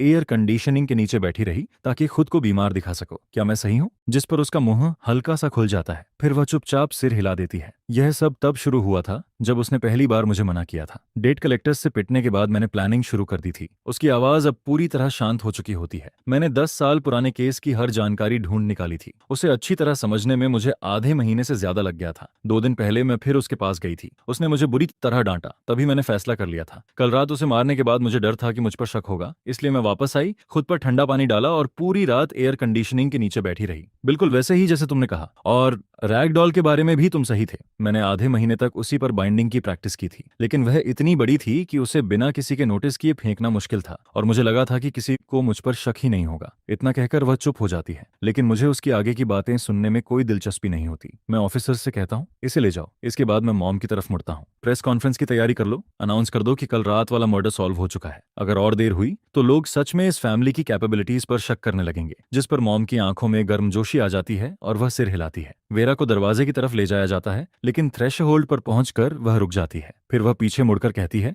लियो, आप सभी लोगों से एक बात कहना चाहती हूँ। अगर मैं कभी प्रिजन से जिंदा बाहर निकल पाई तो मैं अपनी गलती जरूर सुधारूंगी, और अगर कभी मौका मिले तो फे की ग्रेव पर जाकर उससे कहना कि मुझे माफ कर दे। ऐसा लगता है जैसे वह और भी कुछ कहना चाहती है, लेकिन आखिर में चुप रह जाती है और ऑफिसर्स उसे वहां से ले जाते हैं। जिस पर कमरे में मौजूद बाकी सभी लोग तालियां बजाने लगते हैं। मॉम चमकती आंखों के साथ मुझे थम्स अप दिखाती है, सन, आज मुझे तुम पर बहुत गर्व है। इसके बाद मुझे पता चलता है कि जब मैं वेरा को लेकर गया हुआ था तब डैड मार्क्सियर के ऑफिस में माहौल काफी भारी था। केस फाइल्स उनकी डेस्क पर फैली हुई थीं और उनकी नजर कमरे में बैठे परेशान चेहरों पर घूम रही थी। फिर डैड बोलते हैं, चलो सबकी राय सुनते हैं। उनकी आवाज हमेशा की तरह संतुलित होती है। किंगडो सिटी ब्यूरो ने पब्लिक के सामने 1 हफ्ते के अंदर जवाब देने का वादा किया है। यह कहते हुए उनके होंठों पर हल्की मुस्कान आ जाती है, जिस पर कोई धीरे से कहता है, रेमंड श्याओ सच में एक पल भी इंतजार नहीं कर पाया, है ना? दूसरा जवाब देता है, उसे दोष भी नहीं दे सकते। यह केस उनके जुरिसडिक्शन में हुआ है, उसका यह हक बनता है। लेकिन डैड को इससे कोई फर्क पड़ता नहीं दिखता। वह कहते हैं, सबसे जरूरी चीज केस सॉल्व करना है। तुम लोगों की क्या राय है? जिस पर चश्मा पहना हुआ एक आदमी बोलता है, यह केस एक साथ कॉम्प्लिकेटेड भी है और सिंपल भी। कॉम्प्लिकेटेड इसलिए क्योंकि यह 10 साल पुराने सीरियल टॉर्चर मर्डर केस से पूरी तरह मैच करता है, और सिंपल इसलिए क्योंकि बहुत संभव है कि वही किलर फिर से लौट आया हो। वह थोड़ा रुकता है और डैड की तरफ देखता है। जब 10 साल पहले वह केस हुआ था तब डायरेक्टर यी आप किंगडो सिटी ब्यूरो के हेड थे, और अब उसका दोबारा सामने आना सच में। लेकिन वह अपनी बात पूरी कर पाता उससे पहले ही डैड हाथ उठाकर उसे रोक देते हैं। हम यहाँ सिर्फ केस पर बात करेंगे, बाकी किसी चीज पर नहीं। तुम सब मेरी ओरिजिनल टीम का हिस्सा रहे हो। उस केस को हमसे बेहतर कोई नहीं जानता। आज सुबह हुए इस मर्डर ने पहले ही पूरे शहर में हलचल मचा दी है। पूरा सिटी इस केस को देख रहा है। अगर हम तय समय के अंदर इसे सॉल्व नहीं कर पाए तो पूरे सिस्टम को उसके कॉन्सिक्वेंसेस झेलने पड़ेंगे। यह कहते हुए उनका चेहरा गंभीर हो जाता है। लेकिन इतनी सारी बातों के बावजूद वहां मौजूद कोई भी इंसान कोई काम की जानकारी नहीं दे पाता। डैड उन्हें एक दूसरे की तरफ बेबस नजरों से देखते हुए देखते हैं, जिस पर उनका दिल धीरे धीरे डूबने लगता है। शायद सालों की आरामदायक जिंदगी ने उनके अंदर की वह आग धीरे धीरे खत्म कर दी थी, जिस पर डैड के अंदर निराशा बढ़ने लगती है। तभी दरवाजे पर नॉक होती है। असिस्टेंट दरवाजा खोलता है और एक ऑफिसर तेजी से अंदर आता है। उसके चेहरे पर एक्साइटमेंट साफ दिखाई दे रही होती है। डायरेक्टर, बहुत बड़ी खबर है। जिस पर कोई तुरंत बोल पड़ता है, इतनी जल्दी में अंदर आने की क्या जरूरत थी? दिखाई नहीं दे रहा कि मीटिंग चल रही है? ऑफिसर थोड़ा घबरा जाता है। सॉरी, मैं एक्साइटेड हो गया था। अभी अभी खबर मिली है कि कल रात वाला मर्डर सॉल्व हो गया है। यह सुनते ही पूरे ऑफिस में सन्नाटा छा जाता है। 2 से 3 सेकंड बीत जाते हैं। फिर सभी लोग एक साथ अपनी जगह से खड़े हो जाते हैं। तुम मजाक तो नहीं कर रहे? 10 साल पहले वाला किलर मिल गया? आखिरकार उस मॉन्स्टर का अंत हो गया। जिस पर डैड के चेहरे पर भी हैरानी फैल जाती है। लेकिन ऑफिसर का एक्सप्रेशन अचानक बदल जाता है। यह देखकर डैड पूछते हैं, क्या हुआ? कोई प्रॉब्लम है? ऑफिसर धीरे से कहता है, सर, किलर 10 साल पहले वाला नहीं है। जिस पर सब एक साथ बोल पड़ते हैं, क्या मतलब? बाइंडिंग मेथड वही था, बॉडी की कंडीशन भी वही थी, पीठ पर ब्लड मार्किंग्स भी बिल्कुल वैसे ही थे। सब कुछ उसी पुराने केस की तरफ इशारा कर रहा था। हम उस बाइंडिंग टेक्निक को किसी से ज्यादा जानते हैं। उस जैसी चीज पहले कभी नहीं देखी गई थी। यह गलत नहीं हो सकता। जिस पर डैड भी पूरी तरह कंफ्यूज्ड हो जाते हैं। तभी बाहर से एक आवाज सुनाई देती है। उस आवाज में गर्व साफ झलक रहा होता है। जैसा मैंने सोचा था, तुम सब लोग उसी मेथड से धोखा खा गए, बिल्कुल मेरी तरह। जब बाकी सभी लोग गलत दिशा में सोच रहे थे, तब सिर्फ एक इंसान ने सही चीज देखी। मार्कस, ये फैमिली ने सच में कमाल का बेटा पैदा किया है। डैड को उनके पूरे नाम से बुलाने वाली सिर्फ एक ही इंसान होती है, विविन सू। जिस पर डैड हैरानी से पूछते हैं, विविन, तुम्हारा मतलब क्या है? लियो इस केस में शामिल था? डैड पूरी तरह हैरान दिखाई देते हैं। मॉम सिर हिलाकर कहती है, हाँ, उस किलर का बाइंडिंग मेथड सिर्फ ऊपर ऊपर से मिलता था। हम लोगों ने बॉडी को घंटों तक स्टडी किया था, लेकिन लियो ने सिर्फ 3 सेकंड में डिफरेंस पकड़ लिया। और किलर को उसने सिर्फ 1 घंटे के अंदर अरेस्ट करवा दिया। यह सुनते ही पूरा कमरा शॉक में चला जाता है। उन्होंने घंटों तक हर डिटेल चेक की थी, लेकिन किसी ने 3 सेकंड में सच्चाई देख ली थी। उन्होंने इक्विपमेंट और एक्सपीरियंस दोनों लगा दिए थे, फिर भी कुछ नहीं मिला। लेकिन किसी और ने सिर्फ 1 घंटे में रियल किलर पकड़वा दिया था, और वह इंसान मैं था। जब सबका शॉक थोड़ा कम होता है तो डैड जोर से हंस पड़ते हैं। बाकी लोग थोड़े शर्मिंदा जरूर महसूस करते हैं, लेकिन उनके चेहरे पर खुशी भी साफ दिखाई देती है। ये फैमिली है। लियो अभी सिर्फ 17 साल का है ना? जिस पर मॉम मुस्कुराकर सिर हिला देती है। एक आदमी गहरी सांस लेकर अंगूठा दिखाता है। इनक्रेडिबल, मैं सबसे पहले मानता हूँ। लेकिन अगर किलर 10 साल पहले वाला नहीं है, तो फिर वह कौन है? मॉम जवाब देती है, वेरा वांग, फेकी असिस्टेंट। एक ऐसी लड़की जो बिल्कुल आम दिखाई देती थी। यह सुनकर कमरे में एक बार फिर हलचल मच जाती है। पूरी सुबह में किसी ने भी फेकी कॉलिग्स पर शक नहीं किया था। कभी कभी केस के सबसे करीब मौजूद लोग ही सबसे आखिरी में सच्चाई देख पाते हैं। जिस पर डैड तुरंत फैसला लेते हैं, रेमंड शियाओ को तुरंत इन्फॉर्म करो, प्रेस कॉन्फ्रेंस रखो और केस की डिटेल्स पब्लिक को बताओ। फिर वह मॉम की तरफ देखते हैं, विवियन, लियो को भी वहां पर्सनल तौर पर मौजूद रहने दो। ये कहते समय उनकी आवाज गर्व से भरी होती है, लेकिन मॉम हंस पड़ती है। वह सिर हिलाकर कहती है, मार्कस, ये इस बारे में मेरे बेटे का अपना प्लान है। 1 हफ्ते की डेडलाइन में अभी काफी समय बाकी है, और 10 साल पहले इस फैमिली ने जो रेपुटेशन खोई थी, वह उसे वापस लेना चाहता है। ये सुनते ही डैड गहरी सांस लेते हैं। उनकी आवाज में अविश्वास साफ सुनाई देता है। तुम कहना चाहती हो कि लियो 10 साल पहले वाले किलर को ढूंढना चाहता है? इसके बाद मैं घर वापस आता हूँ और सीधे स्टडी रूम में चला जाता हूँ। आंटी वांग मुझे नीचे खाना खाने के लिए बुलाती है। मैं छोटा सा जवाब देता हूँ और कहता हूँ कि मुझे डिस्टर्ब न किया जाए। फिर मैं 10 साल पुराने केस की फाइल्स निकालता हूँ। फाइल्स काफी मोटी होती हैं, लेकिन मैं एक एक पेज पढ़ना शुरू कर देता हूँ। 16 सितंबर 2007 सुबह 6 बजे कावांग डिस्ट्रिक्ट के फंग्योंग पार्क में एक महिला की बॉडी मिलती है। लीना ली, उम्र 23 साल, सिर नीचे और शरीर ऊपर की तरफ उठा हुआ। मौत की वजह स्कल पर गंभीर चोट। 18 सितंबर 2007 आरोंग डिस्ट्रिक्ट की चिंगवांग रोड के ग्रीन बेल्ट एरिया में सोफिया हुआंग, मौत दम घुटने से हुई थी। 29 सितंबर 2007 कांगवांग ब्रिज के नीचे यारा जंग, उस पर अटैक किया गया था और फिर उसे नदी में फेंक दिया गया था। जिस पर मैं पूरी फाइल एक ही सांस में पढ़ जाता हूँ, फिर फाइल बंद करता हूँ और पेन उठाकर हर लीड लिखना शुरू कर देता हूँ। 10 साल बीत चुके थे। आज की क्रिमिनल इन्वेस्टिगेशन 10 साल पहले जैसी बिल्कुल नहीं थी। अगर यही केस आज हुआ होता तो शायद बहुत पहले ही सॉल्व हो गया होता। मैं नोट्स और पेपर्स में इतना खो जाता हूँ कि तभी मॉम लंच लेकर कमरे में आ जाती है। मॉम, आप वापस कब आई? मॉम जवाब देती है, आंटी वोंग ने कॉल किया था। उसने कहा कि तुम खाने के लिए नीचे नहीं आए और वह तुम्हें डिस्टर्ब भी नहीं करना चाहती थी। यह कहते हुए उनकी नजर मेरे लिखे हुए नोट्स पर पड़ती है, जिस पर उनकी आंखें बड़ी हो जाती हैं। यह किलर का साइकोलॉजिकल प्रोफाइल तुम्हें कहां से मिला? मैं मुस्कुराकर कहता हूं, बहुत आसान है, बस हर विक्टिम की पीठ पर बने ब्लड मार्किंग्स को कंपेयर करो। देखिए, शुरुआत से ही उसने 9 लोगों को मारने का फैसला कर लिया था, इसीलिए उसने पहली विक्टिम की पीठ पर 9-1 लिखा था। लेकिन फोटोजस में कई जगह स्ट्रोक्स कांपते हुए दिखाई देते हैं। इसका मतलब है कि पहली बार वह खुद भी डरा हुआ था। अब दूसरी विक्टिम को देखिए, मार्किंग्स पहले से ज्यादा स्टेबल हैं और जैसे जैसे विक्टिम्स बढ़ते जाते हैं उसकी राइटिंग और ज्यादा बिखरती जाती है। मॉम ध्यान से सुनती रहती है, जिस पर मैं आगे कहता हूँ, क्यों? क्योंकि जब वह 9वीं विक्टिम तक पहुंचता है और फिर भी पकड़ा नहीं जाता, तब उसे लगने लगता है कि उसे कोई छू नहीं सकता। उसे लगता है कि लॉ उसके लिए कोई मायने नहीं रखता। शुरुआत का डर, फिर आदत और आखिर में घमंड। लॉ एनफोर्समेंट सिस्टम के प्रति खुली अवहेलना। विक्टिम 1 से विक्टिम 9 तक उसकी मेंटालिटी इसी तरह बदलती है। फिर मैं थोड़ा रुककर कहता हूँ, और सबसे महत्वपूर्ण बात, वह 9 विक्टिम्स के बाद रुक गया था। यही चीज ओरिजिनल कंक्लूजन को गलत साबित करती है। जिस पर मॉम तुरंत पूछती है, कौन सा कंक्लूजन? मैं जवाब देता हूँ, किलर ने विक्टिम्स को रैंडम तरीके से नहीं चुना था। हो सकता है वह मेंटली डिस्टर्ब्ड हो, लेकिन वह पर्पस के साथ मर्डर करने वाला किलर था। ये 9 विक्टिम्स सीधे या अप्रत्यक्ष रूप से एक दूसरे से जुड़े हुए हैं। यह सुनते ही मॉम तुरंत विरोध करती है, इम्पॉसिबल। उन 9 लोगों की आपस में कोई पहचान नहीं थी, उनके बीच कनेक्शन कहाँ से आ गया? फिर वह मेरी तरफ देखकर पूछती है, और तुम्हें पता है ये ओरिजिनल कंक्लूजन किसने निकाला था? मैं हल्की मुस्कान के साथ जवाब देता हूँ, ऑफ कोर्स डैड ने। मॉम मेरी बात सुनती है, फिर हाथ बढ़ाकर मेरा चेहरा इधर उधर दबाने लगती है। कमाल है, क्या तुम सच में मेरे बेटे हो? अगर ये फैमिली की रेपुटेशन का मामला नहीं होता तो क्या तुम इसे हमेशा छुपाने वाले थे? जिस पर मैं बिना कुछ डिनाई किए बस मुस्कुरा देता हूँ। बाकी चीजें तो मैं जाने दे सकता हूँ, लेकिन मॉम की इज्जत पर बात आए, यह मैं बिल्कुल बर्दाश्त नहीं करता। यह सुनकर मॉम बहुत ज्यादा खुश हो जाती है। फिर वह अपने हाथ को मेरे कंधों पर मजबूती से रखकर मुझे पास खींच लेती है। इस वक्त मॉम की खुशी साफ दिखाई दे रही है। मेरा बेटा अब आखिरकार मेरी प्रोटेक्शन कर सकता है। इसके बाद कार के अंदर सन्नाटा छा जाता है। फिर ज्यादा देर नहीं गुजरती और हम पुराने गोल्डन मॉल पहुंच जाते हैं, जिसे अब दावान प्लाजा के नाम से जाना जाता है। शॉपिंग, लिसर और एंटरटेनमेंट सब कुछ एक ही जगह मौजूद है। जिस पर कार से उतरते हुए मॉम बताती है कि इस जगह की ओनरशिप बदल चुकी है, लेकिन अच्छी बात यह है कि जनरल मैनेजर अभी भी वही आदमी है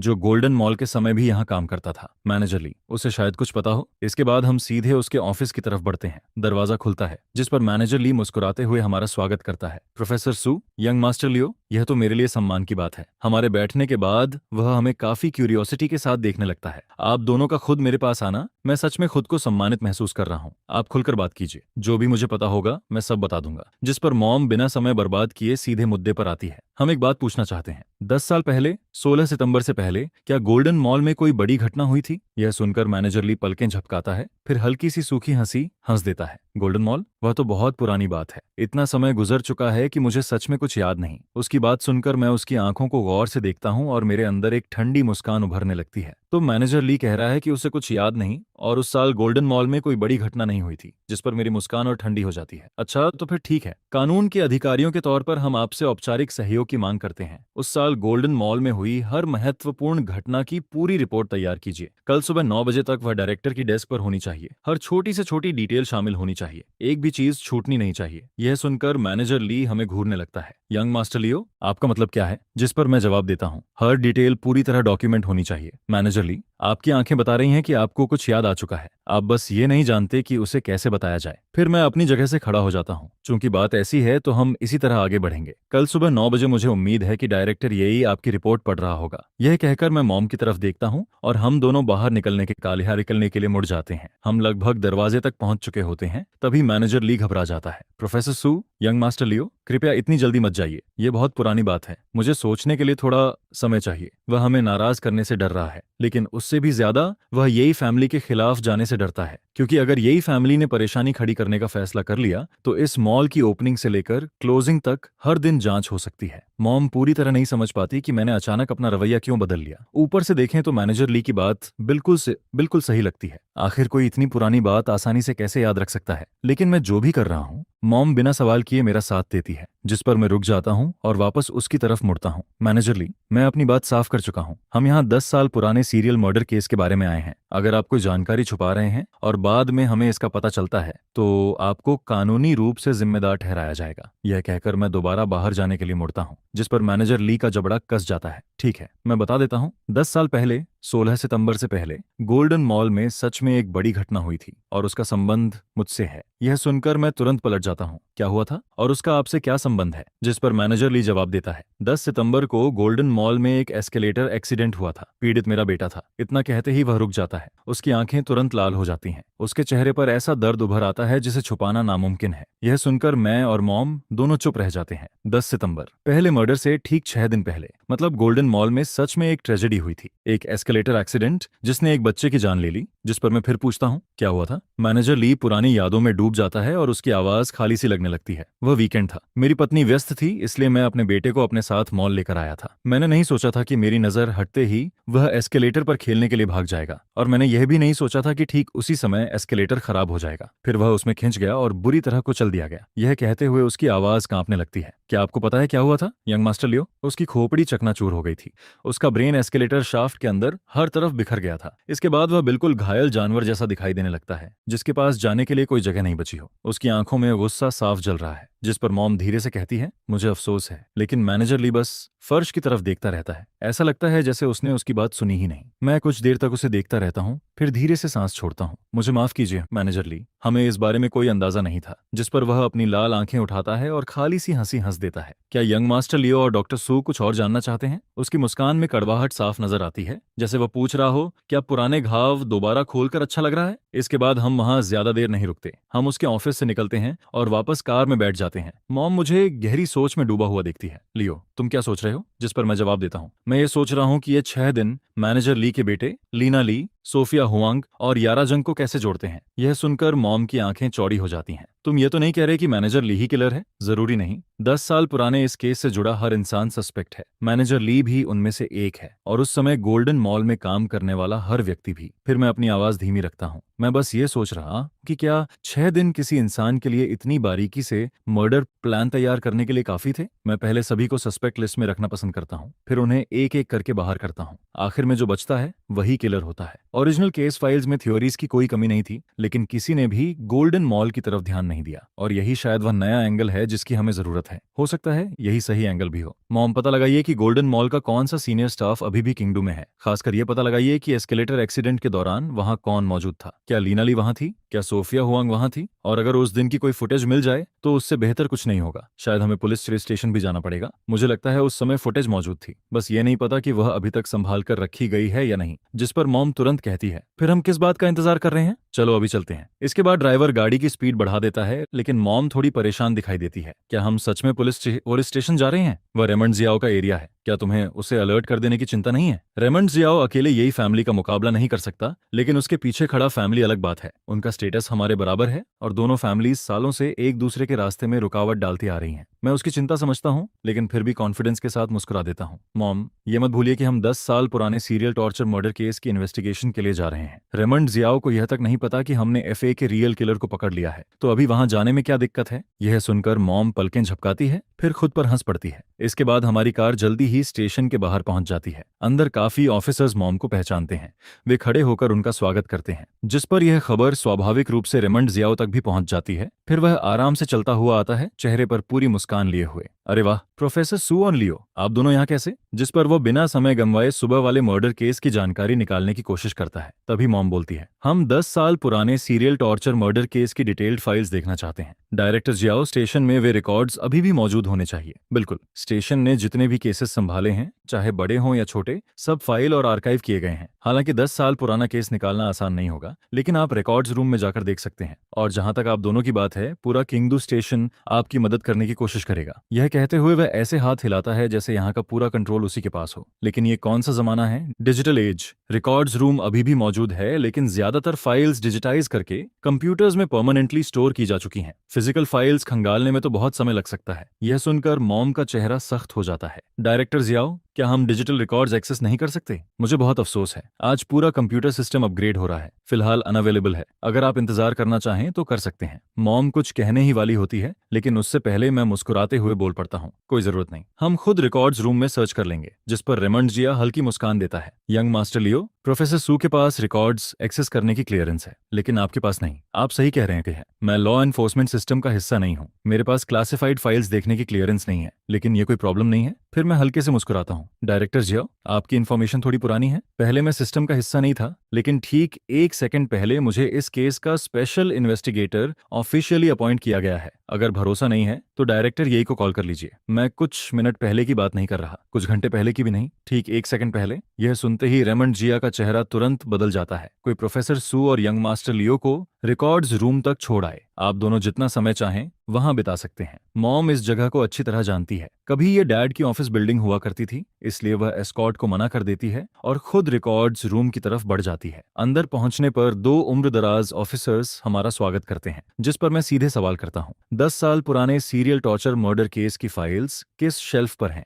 दोनों ऑफिसर्स एक दूसरे की तरफ देखते हैं, फिर माफी भरी मुस्कान देते हैं। हर साल यहाँ बहुत सारी फाइल्स आती हैं। उस खास केस के बारे में हमें सच में याद नहीं है। फिर 10 साल पुरानी फाइल्स कहाँ रखी गई हैं? शेल्फ C12 पर, लेकिन वहाँ 1000 से ज्यादा फोल्डर्स रखे हुए हैं। आप शुरुआत कहाँ से करेंगे? जिस पर मैं कोई जवाब नहीं देता। मैं सीधे शेल्फ C12 की तरफ बढ़ता हूँ और मंथ के हिसाब से सर्च करना शुरू कर देता हूँ। सही सेक्शन ढूंढना मुश्किल नहीं है, असली चुनौती तो सैकड़ों फोल्डर्स में से जरूरी डिटेल्स निकालना है। इसके बाद मैं और मॉम स्टेप लैडर पर खड़े होकर फाइल्स देखने लगते हैं। कुछ देर बाद मॉम धीरे से बोलती है, मिल गई। फाइल्स का ढेर देखकर मॉम अपनी आंखें घुमाए बिना नहीं रह पाती। उस समय यह केस बहुत लंबे समय तक चला था। अब समझ आता है कि इतनी पेपर वर्क क्यों है। हमें सिर्फ विटनेस इंटरव्यू रिकॉर्ड्स चाहिए, बाकी सब समय की बर्बादी है। मैं उसे याद दिलाता हूँ, लेकिन खुद विटनेस फाइल्स उठाने की बजाय शेल्फ को स्कैन करता रहता हूँ, जिस पर मॉम चुपचाप पेजेस पलटती रहती है और पब्लिक विटनेस स्टेटमेंट्स पर ध्यान देती है, खासकर उन लोगों पर जिन्होंने इन्वेस्टिगेशन में मदद की थी। धीरे धीरे समय गुजरता रहता है। फिर कुछ देर बाद मेरे चेहरे पर एक अजीब सी मुस्कान उभर आती है। मॉम, उन केस फाइल्स क्या जैक्सन शियाओ नाम का कोई आदमी स्टेटमेंट देता है? यह सुनकर मॉम तुरंत पेजेस पलटने लगती है। हाँ, लेकिन तुम्हें यह कैसे पता? जिस पर मैं अपने हाथ में पकड़ी फाइल उठाता हूँ और पूरे यकीन के साथ मुस्कुराता हूँ। 10 साल पुराने सीरियल टॉर्चर मर्डर केस का समाधान होगा या नहीं, यह पूरी तरह जैक्सन शियाओ पर डिपेंड करता है। जैक्सन शियाओ, यह नाम न मॉम ने पहले सुना है और न मैंने, लेकिन जैसे ही उसका नाम फाइल्स में दिखाई देता है, मॉम की यादें उसे 10 साल पीछे ले जाने लगती हैं। उस समय यह केस पूरे शहर को हिला देता है। लीड फॉरेंसिक साइंटिस्ट होने की वजह से मॉम इस केस के हर डेवलपमेंट पर उतना ही ध्यान देती थी जितना पुलिस ऑफिसर्स देते थे। उसे धुंधला सा याद आता है कि जब जैक्सन शियाओ ने अपना स्टेटमेंट दिया था तब वह भी वहां मौजूद थी। धीरे धीरे वह याद और साफ होने लगती है, जिस पर मॉम फाइल नीचे रख देती है। जैक्सन शियाओ, अगर मुझे सही याद है तो वह गोल्डन मॉल का हेड ऑफ सिक्योरिटी था। बिल्कुल सही। मैं अपने हाथ वाली फाइल उसकी तरफ बढ़ा देता हूँ। यह देखकर उसकी आंखें तेज हो जाती हैं। यह एस्केलेटर एक्सीडेंट की फाइल है, जिस पर मैं सिर हिलाता हूँ। उसी दिन की रिकॉर्ड्स जिस दिन मैनेजर ली के बेटे की मौत हुई थी। और पता है मुझे और क्या मिला? क्या? मुझे बताओ। यहाँ कई विटनेस स्टेटमेंट्स हैं और उनमें से एक स्टेटमेंट यारा जंग की मदर का भी है। मैं उस स्टेटमेंट को चुपचाप पढ़ने लगता हूँ। उस दिन मैनेजर ली का बच्चा एस्केलेटर पर खेल रहा था। मैंने उसे कई बार आवाज लगाई।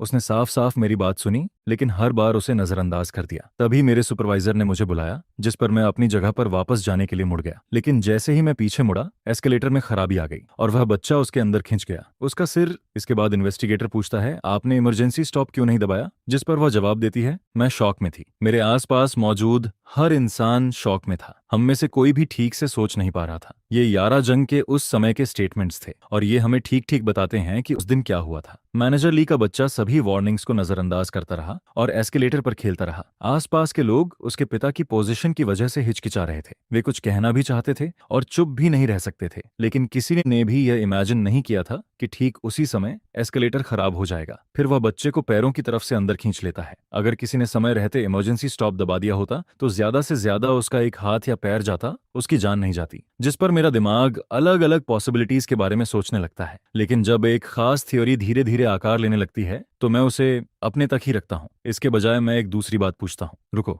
यहाँ सीन की कोई फुटेज क्यों नहीं है? यह सुनकर मॉम के चेहरे का भाव बदल जाता है। सीरियल टॉर्चर मर्डर केस के ज्यादातर क्राइम सीन्स ऐसी जगहों पर थे जहां सर्विलांस नहीं था। उस समय हालात आज जैसे नहीं थे। विक्टिम्स के जिंदा होने की बस कुछ बिखरी हुई फुटेज ही मौजूद थी। मैं सिर हिलाता हूँ। मेरा मतलब है, एक बड़े शॉपिंग मॉल में एस्केलेटर एक्सीडेंट हुआ जिसमें एक बच्चे की मौत हो गई, फिर उसकी एक भी फुटेज कैसे नहीं है? जिस पर मॉम भी हैरान दिखाई देती है। यह सही नहीं हो सकता। फाइल के अनुसार उस समय इन्वेस्टिगेटर्स ने फुटेज देखी थी, लेकिन उसे कभी आर्काइव नहीं किया गया। यह सुनकर मैं फाइल वापस शेल्फ पर रख देता हूँ और मॉम का हाथ पकड़ लेता हूँ।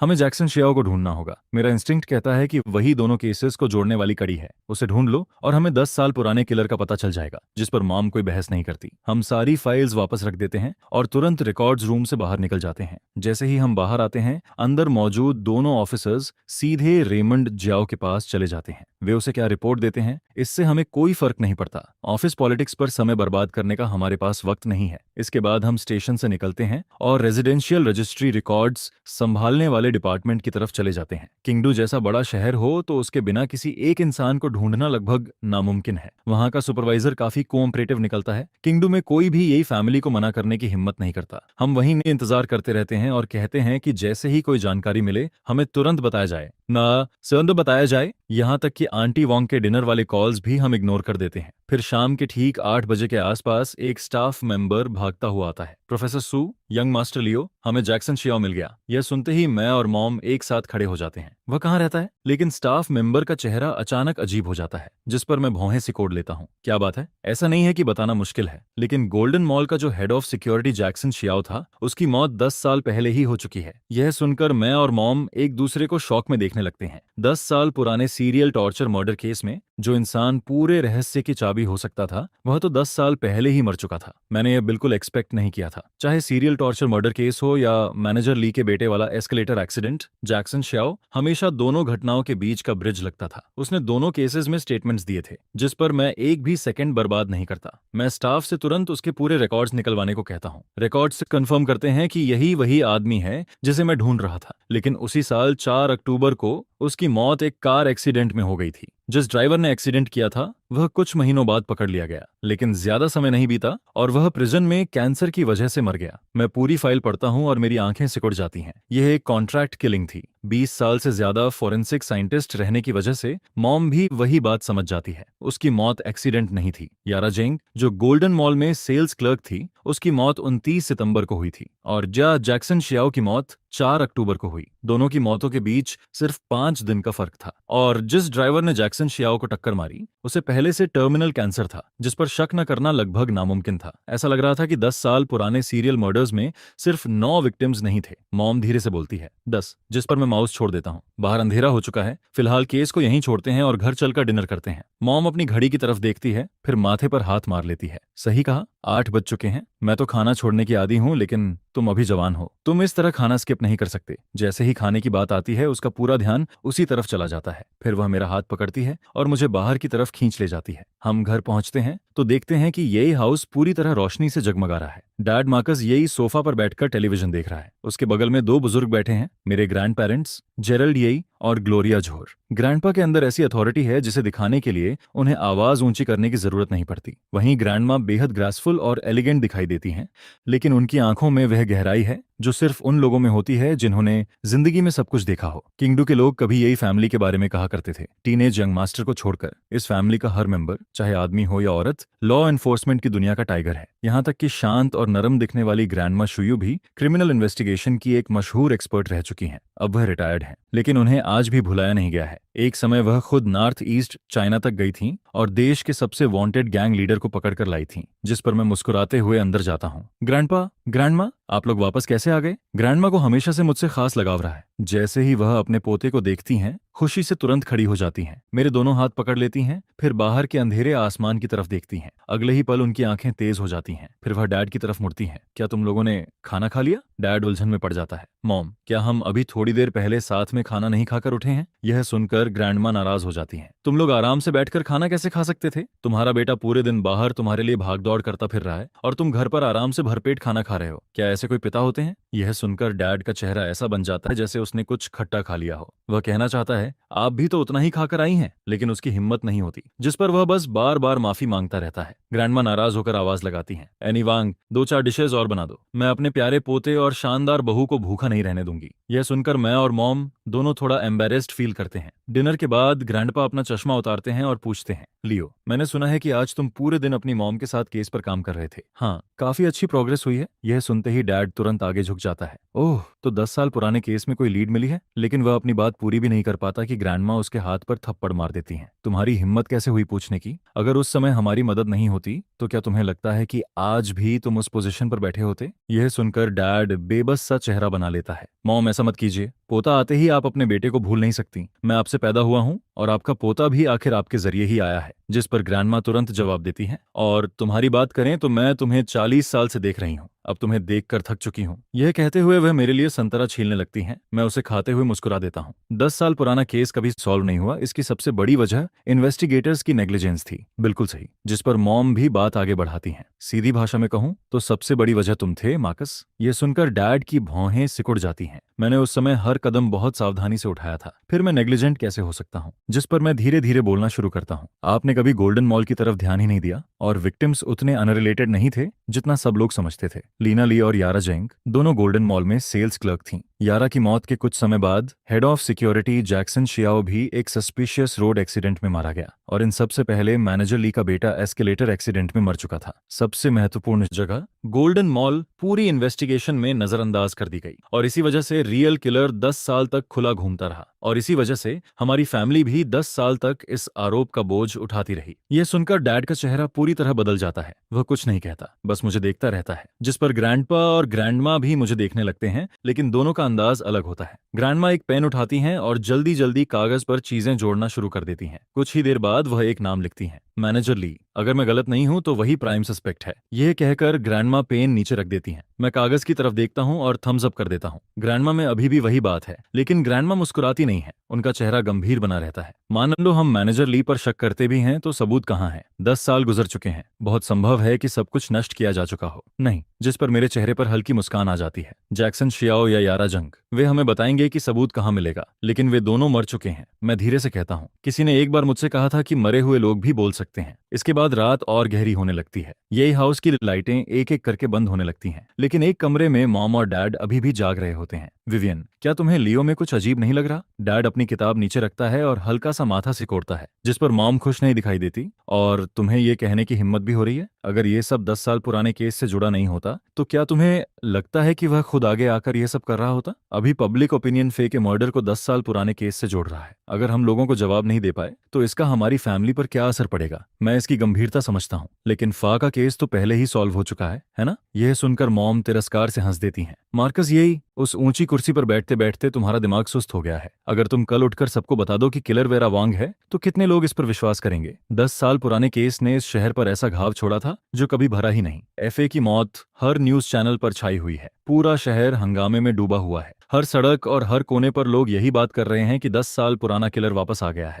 ऑनलाइन बैकलैश इतना ज्यादा है कि उसे रोकना नामुमकिन हो गया है। लोगों ने उस समय के लीड इन्वेस्टिगेटर्स के नाम तक निकाल लिए हैं और उन पर लगातार अटैक हो रहे हैं। यह सुनकर डैड की आंखें खुल जाती हैं। तुम सही कह रही हो, कोई हमारी बात पर विश्वास नहीं करेगा। वेरा वांग ने सच में हमारी गोद में एक टाइम बॉम्ब फेंक दिया है। इसके बाद मॉम की आवाज थोड़ी नरम हो जाती है। लेकिन इन सब बातों को छोड़ भी दें तो मुझे मानना पड़ेगा कि मैं हैरान हूँ। हमारा बेटा पहले कितना डरपोक हुआ करता था, थोड़ा बिगड़ा हुआ भी, बिल्कुल वैसा नहीं जैसा हमारी फैमिली के किसी मेंबर को होना चाहिए। लेकिन आज पूरा दिन उसके साथ बिताने के बाद मुझे ऐसा लग रहा है जैसे मैं उसे कभी जानती ही नहीं थी। वह सच में मेरा बेटा है। यह कहते कहते वह खुद ही अपनी तारीफ करने लगती हैं, जिस पर डैड भी थोड़ा सीधा बैठ जाता है और उसके चेहरे पर गर्व साफ दिखाई देता है। लेकिन दोनों में से कोई भी यह इमेजिन नहीं कर सकता था कि इसी शांत रात में कोई चुपचाप एक दरवाजा खोलेगा और घर से बाहर निकल जाएगा। और वह इंसान मैं था। करीब आधी रात होने वाली थी। मैं कुछ देर तक पैदल चलता हूँ, फिर एक टैक्सी रोक लेता हूँ। ड्राइवर काफी थका हुआ दिखाई देता है। बेटा, इतनी रात को बाहर घूम रहे हो, तुम्हारे पेरेंट्स कुछ नहीं कहते? जिस पर मैं मुस्कुराकर सिर हिला देता हूँ। जितनी देर हो उतना बेहतर। मुझे शहर के बाहर हुआन सीन कैनमेट्री लेकर चलो। यह सुनते ही ड्राइवर की आंखें चौड़ी हो जाती हैं। कहाँ? हुआन सीन कैनमेट्री?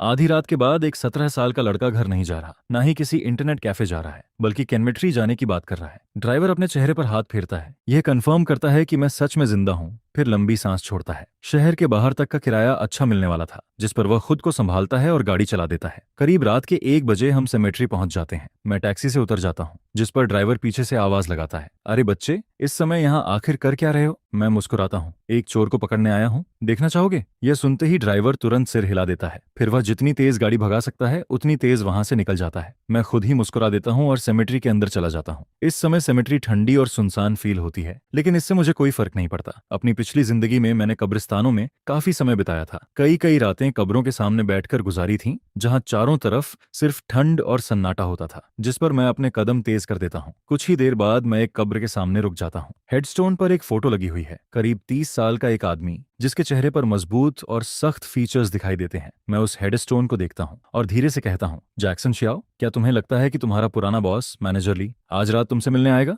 यह कहकर मैं एक तरफ हट जाता हूँ। एक समय खुद क्रिमिनल रह चुका होने की वजह से मैं इस तरह के लोगों की सोच को बहुत अच्छी तरह समझता हूँ, खासकर उन लोगों की जिन्होंने बड़े क्राइम्स किए हों और कभी पकड़े न गए हों। अंदर से वे बेहद घमंडी और खुद को अछूत समझते हैं। पब्लिक में वे बिल्कुल आम इंसान जैसे दिखाई देते हैं, लेकिन जैसे ही तुम उनकी तरफ से मुड़ते हो, उनकी आंखें सांप की तरह ठंडी हो जाती हैं। कुछ लोग तो जानबूझकर अपनी गार्ड भी नीचे कर देते हैं, गेम्स खेलते हैं, लोगों को अपनी तरफ खींचते हैं। शुरुआत में मैनेजर ली ने मुझ पर कोई खास इंप्रेशन नहीं छोड़ा था। वह दुनिया का सबसे साधारण इंसान लगता था, लेकिन अगर वही किलर है तो उसे पहले ही समझ आ चुका होगा कि जैक्सन शियाओ का नाम सामने आ सकता है। और एक बार यह ख्याल उसके दिमाग में बैठ जाए तो हो सकता है वह यहाँ आकर पिछले 10 साल की अपनी अचीवमेंट्स किसी से शेयर करना चाहे। यह एक रिस्की गेस था, लेकिन मैनेजर ली एक अकेला इंसान है। पिछले 10 सालों में उसका डिवोर्स हो चुका है, उसके कोई बच्चे नहीं हैं और वह हर दिन अकेले रहता है। अब जब 10 साल पुरानी सारी बातें फिर से बाहर आ रही हैं, तो अगर मैं खुद को उसकी जगह रखकर सोचूं तो मैं भी किसी से बात करना चाहता, लेकिन एक ऐसे इंसान के लिए जिसके हाथ खून से रंगे हों, उसके सीक्रेट्स सुनने वाला सिर्फ एक ही होता है, मरे हुए लोग। समय धीरे धीरे गुजरता रहता है, फिर काफी देर बाद मेरी नजर के कोने में कुछ चमकता है, एक हल्की सी रोशनी। सेमेट्री के नीचे की तरफ एक फ्लैश दिखाई देता है और तुरंत गायब हो जाता है, लेकिन मैं उसे देख चुका था। कुछ मिनट बाद एक आदमी जैक्सन शियाओ की कब्र के पास आकर बैठ जाता है। उसने एक शार्प सूट पहन रखा होता है। वह चुपचाप सिगरेट जलाता है और फिर बोलना शुरू करता है। जैक्सन शियाओ, आखिरकार किसी ने 10 साल पहले किए गए मेरे काम को याद करना शुरू कर दिया है। कोई बेवकूफ मेरी मेथड्स कॉपी करने की कोशिश कर रहा है, उसे रोप बांधना तक नहीं आता और फिर भी मेरी नकल करने चला है। तुम्हें नहीं लगता यह बहुत पैथेटिक है? लेकिन स्टेशन के वे इडियट्स आज भी उतने ही बेकार हैं जितने 10 साल पहले थे। बताओ, क्या मुझे फिर से वापसी करनी चाहिए? उस समय मैंने अपने बेटे का बदला लेने के लिए लोगों को मारा था, लेकिन मैंने कभी नहीं सोचा था कि किलिंग एक ऐसी चीज बन जाएगी जिसकी मुझे आदत पड़ जाएगी। क्या तुम्हें पता है कि पिछले 10 सालों से मैं कितना तड़प रहा हूँ? उसकी बात खत्म होते ही मैं अंधेरे से बोलता हूँ, मैनेजर ली, क्यों ना मैं तुम्हें यह मौका दे दूं? आओ, तुम्हारी ये खुजली भी मिटा देते हैं। जिस पर मैं अंधेरे से बाहर निकल आता हूँ। मुझे देखते ही मैनेजर ली के चेहरे पर शौक छा जाता है। तुम यहाँ क्या कर रहे हो? वह तुरंत खड़ा हो जाता है। मैं हल्के से मुस्कुरा देता हूँ। रिलैक्स, तुम एक ऐसे आदमी हो जो 10 साल तक लॉ एनफोर्समेंट को चकमा देता रहा, एक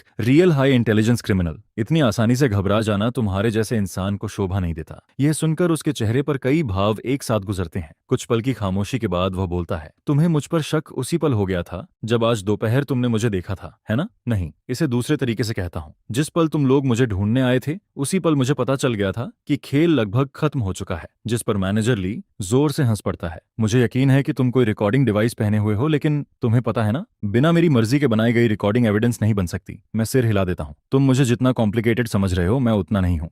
मुझे रिकॉर्डिंग्स में कभी दिलचस्पी नहीं रही। मैं यहाँ सिर्फ ये देखने आया हूँ कि तुम असल में कैसे इंसान हो। यह सुनकर वह भौहें सिकोड़ लेता है। उसे रिकॉर्डिंग वाली बात पर पूरी तरह भरोसा नहीं होता। भले ही रिकॉर्डिंग प्राइमरी एविडेंस नहीं बन सकती, लेकिन फिर भी काम आ सकती है। जिस पर वह मुझे घूरते हुए ठंडी मुस्कान देता है। तो बताओ, तुम्हें क्या लगता है मैं कैसा इंसान हूँ? मैं बिना हिचकिचाए जवाब देता हूँ, ऐसा इंसान जो अपने काम में वाकई बहुत अच्छा है। वैसे वो बाइंडिंग टेक्निक तुमने कहाँ सीखी थी? तुम्हारे बेटे की मौत और लीना ली के मर्डर के बीच सिर्फ कुछ दिनों का फर्क था। इतने कम समय में कोई ऐसी टेक्निक नहीं सीख सकता। मुझे लगता है कि तुम्हें यह पहले से आती थी। यह सुनते ही उसके चेहरे पर गर्व की एक झलक दिखाई देती है। 10 साल पहले उसी बाइंडिंग मेथड ने लोगों में जितना डर फैलाया था, तुम इमेजिन भी नहीं कर सकते। लोग एक ही नाइटमेयर देखते थे, खुद को उसी तरह बंधा हुआ देखते थे और ठंडे पसीने में भीगे हुए जागते थे। लेकिन साफ था कि मैनेजर ली मुझे इससे ज्यादा कुछ नहीं बताने वाला। जिस पर वह ठंडी आवाज में कहता है, गेस करो। यह कहकर वह मुड़ता है और चलने लगता है। मैं उसकी पीठ को देखते हुए शांत आवाज में बोलता हूँ, रुको, अब भी मुझसे कुछ निकलवाने की कोशिश कर रहे हो? वह ठंडी हंसी के साथ पलटता है। लियो, मैं आज रात यहाँ अपने एक पुराने सबऑर्डिनेट से मिलने आया हूँ। कानून में कहीं नहीं लिखा कि आधी रात को कब्र पर नहीं जाया जा सकता, और तुमने जो भी बातें कही हैं उनमें से एक शब्द भी मुझे समझ नहीं आया। तो चाहे तुम मुझे किलर समझो या नहीं, बिना एविडेंस के मैं सिर्फ मैनेजर ली हूँ, दवान प्लाजा का जनरल मैनेजर। यह कहकर वह फिर से हंसता है और बिना पीछे देखे आगे बढ़ जाता है। जिस पर मैं धीरे से सांस छोड़ता हूँ। इतना घमंडी, खुद ही मुसीबत बुला रहा है। मेरे मुंह से यह शब्द निकलते ही मैं उसके बाल पकड़ लेता हूँ। ये महसूस करते ही वह शौक में जम जाता है। उसके दिमाग में शायद यही चल रहा था कि अगर मेरी फैमिली का बैकग्राउंड न होता तो वह मुझसे बात तक नहीं करता। एक 17 साल का लड़का, चाहे कितना भी टैलेंटेड क्यों ना हो, आखिर दुनिया न देख पाने वाला बच्चा ही तो है। लेकिन उसने यह नहीं सोचा था कि मेरी पकड़ इतनी मजबूत होगी। जिस पल मैं उसे पकड़ता हूँ, वह हिल तक नहीं पाता। लियो, आखिर तुम कर क्या रहे हो? तुम एक बड़ी फैमिली के बेटे हो। मुझे यह मत कहना कि तुम कानून तोड़ने के लिए तैयार हो। मुझे छोड़ दो। मैनेजर ली कानून को बहुत अच्छी तरह जानता था। उसने सालों तक कानून की पढ़ाई की थी, हर लूप होल पर नजर रखी थी और उस दिन की तैयारी की थी जब शायद वह पकड़ा जाए। लेकिन उसने एक बात नजरअंदाज कर दी। मैं ऐसा इंसान हूँ जिसके गले में कोई लीश नहीं है और जिसे किसी बात की हिचकिचाहट नहीं होती। जिस पर मैं हल्की हंसी के साथ कहता हूँ, अगर मैं तुम्हें यहीं खत्म भी कर दूं तो मेरा क्या बिगाड़ लेगा कोई? ये कहते हुए मेरा पैर उसकी बाईं टांग पर पड़ता है। किंगडम में शायद कोई ऐसा इंसान हो जो मुझे जवाबदेह ठहरा सके, लेकिन वह इंसान तुम बिल्कुल नहीं हो, मैनेजर ली। ऊपर से ऐसा लगता है जैसे मैं ज्यादा ताकत भी नहीं लगा रहा, लेकिन अगले ही पल एक तेज क्रैक की आवाज गूंजती है, जिस पर वह दर्द से चीख उठता है। फिर मैं उसके सामने झुककर बैठ जाता हूँ, आंखें सिकोड़ते हुए मुस्कुराता हूँ। तुम्हें मुझे कुछ बताने की जरूरत नहीं है, मुझे पहले से सब पता है। लीना ली, यारा जंक, सोफिया होंग,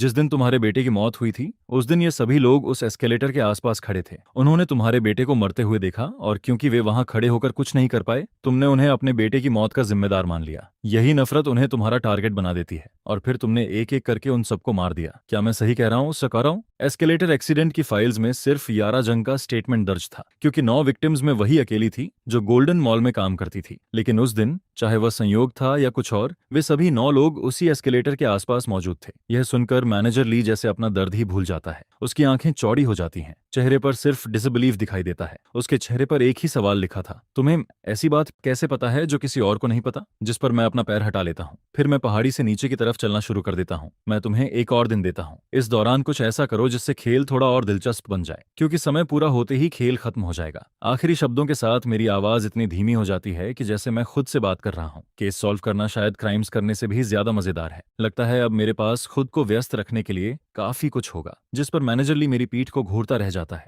वह पूरी तरह जड़ हो चुका था। शायद उसके दिमाग में यही चल रहा था, क्या लियो के लिए किसी हाई इंटेलिजेंस क्रिमिनल के साथ दिमागी खेल खेलना सिर्फ एक गेम है? 1 घंटे से ज्यादा समय बाद मैं वापस यही हाउस पहुंचता हूँ। पूरा घर अभी भी सो रहा होता है। किसी को यह तक पता नहीं चलता कि मैं कभी बाहर गया भी था। जब मैं दोबारा आंखें खोलता हूँ तब बाहर पूरी तरह सुबह हो चुकी होती है। मॉम मुझे ब्रेकफास्ट के लिए बुला रही होती है। मैं फ्रेश होकर खाना खाता हूँ। इसके बाद ग्रैंडपा मिलिट्री एकेडमी के लिए निकल जाते हैं। ग्रैंडमा अपने ऑफिस चली जाती हैं। मॉम और डैड भी जल्दी जल्दी घर से निकल जाते हैं। मैं पौधों को पानी देता हूँ, फिर खुद भी घर से बाहर निकल पड़ता हूँ। मैंने मैनेजर ली को 24 घंटे दिए थे और इन्हीं 24 घंटों के अंदर मैं वह एविडेंस ढूंढ निकालूंगा जिसकी मुझे जरूरत है। फिर उसे जेल के पीछे पहुंचा दूंगा। उसके साथ चाहे जो भी हुआ हो, उसे अपने दुख के साथ 9 और लोगों को दफनाने का कोई हक नहीं था। वह इसका हकदार नहीं है और मैं किसी एक इंसान को इस फैमिली के नाम को नुकसान नहीं पहुंचाने दूंगा। घर से जैक्सन शियाओ के एड्रेस तक पहुंचने में करीब आधा घंटा लग जाता है। मैं उसके घर के दरवाजे तक जाता हूं और नॉक करता हूं, जिस पर करीब 60 साल की एक झुकी हुई बुजुर्ग महिला दरवाजा खोलती है। बेटा, किसे ढूंढ रहे हो? मैम, मैं स्टेशन से हूँ। यह कहते हुए मैं अपना क्रेडेंशियल्स कार्ड निकालता हूँ। मैंने रेमंड जियाओ से कहा था कि मैं किसी भी समय टेम्परेरी इन्वेस्टिगेटर बन सकता हूँ और किसी भी कॉम्प्लिकेशन से बचने के लिए मैंने डैड से सच में उसका इंतजाम भी करवा लिया था। कृपया इसे देख लीजिए। मैं यहाँ कुछ सवाल पूछने आया हूँ। वह पढ़ी लिखी थी। उन्होंने कार्ड पर नजर डाली और बोली,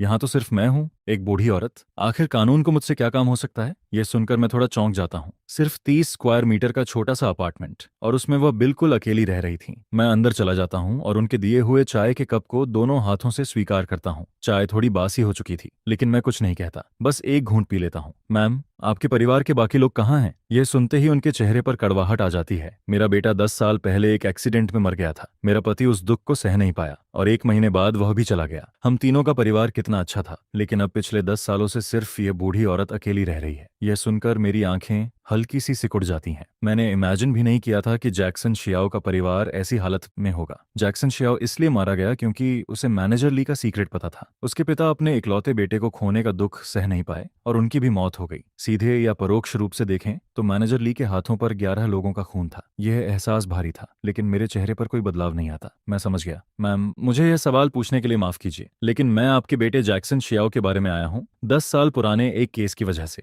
हमारी इन्वेस्टिगेशन के अनुसार आपका बेटा शायद इस पूरे मामले का सबसे महत्वपूर्ण विटनेस था। यह सुनकर वह लंबी सांस छोड़ती हैं। मेरा बेटा 10 साल पहले ही चला गया। वह किन चीजों में शामिल था मुझे कुछ नहीं पता। क्या तुम लोग अपना समय बर्बाद नहीं कर रहे? मैम, मुझे बस इतना बताइए, एक्सीडेंट से पहले क्या आपके बेटे ने कभी किसी ऐसी चीज का जिक्र किया था जिसे उसे सुरक्षित रखना हो? और जब उसकी मौत हुई तब उसकी उम्र करीब 30 साल थी। क्या उस समय कोई ऐसा इंसान था जिसके वह बहुत करीब था? यह सवाल सुनते ही उनकी आंखें भर आती हैं। हाँ, वह जवाब देती हैं। उस समय वह गोल्डन मॉल की एक सेल्स क्लर्क को डेट कर रहा था। मेरे बेटे की जिंदगी इतनी मुश्किल क्यों थी? उसे आखिरकार कोई मिला था, लेकिन वह लड़की इतनी दर्दनाक तरीके से मर गई और उसके कुछ समय बाद मेरा बेटा भी चला गया। हे भगवान, आपने हमारे परिवार के साथ ऐसा क्यों किया? सिर्फ एक सवाल पूछने पर ही वह पूरी तरह टूट जाती हैं। और मैंने कभी इमेजिन नहीं किया था कि जैक्सन शियाओ और यारा जेंग एक कपल थे। जिस पर मैं धीरे से उनकी पीठ थपथपाता हूँ। मैम, मैं यहाँ आपकी बेटे की गर्लफ्रेंड यारा जेंग वाले केस की वजह से ही आया हूँ। मुझे बताइए, यारा की मौत के बाद क्या आपके बेटे के व्यवहार में कोई बदलाव आया था?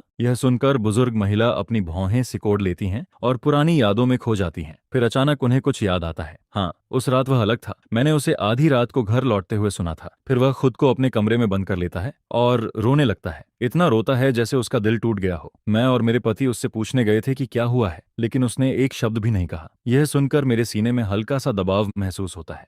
जैक्सन शियाओ सच में इस पूरे रहस्य की चाबी था। जिस पर मैं गंभीर होकर कहता हूँ, मैम, ध्यान से सोचिए,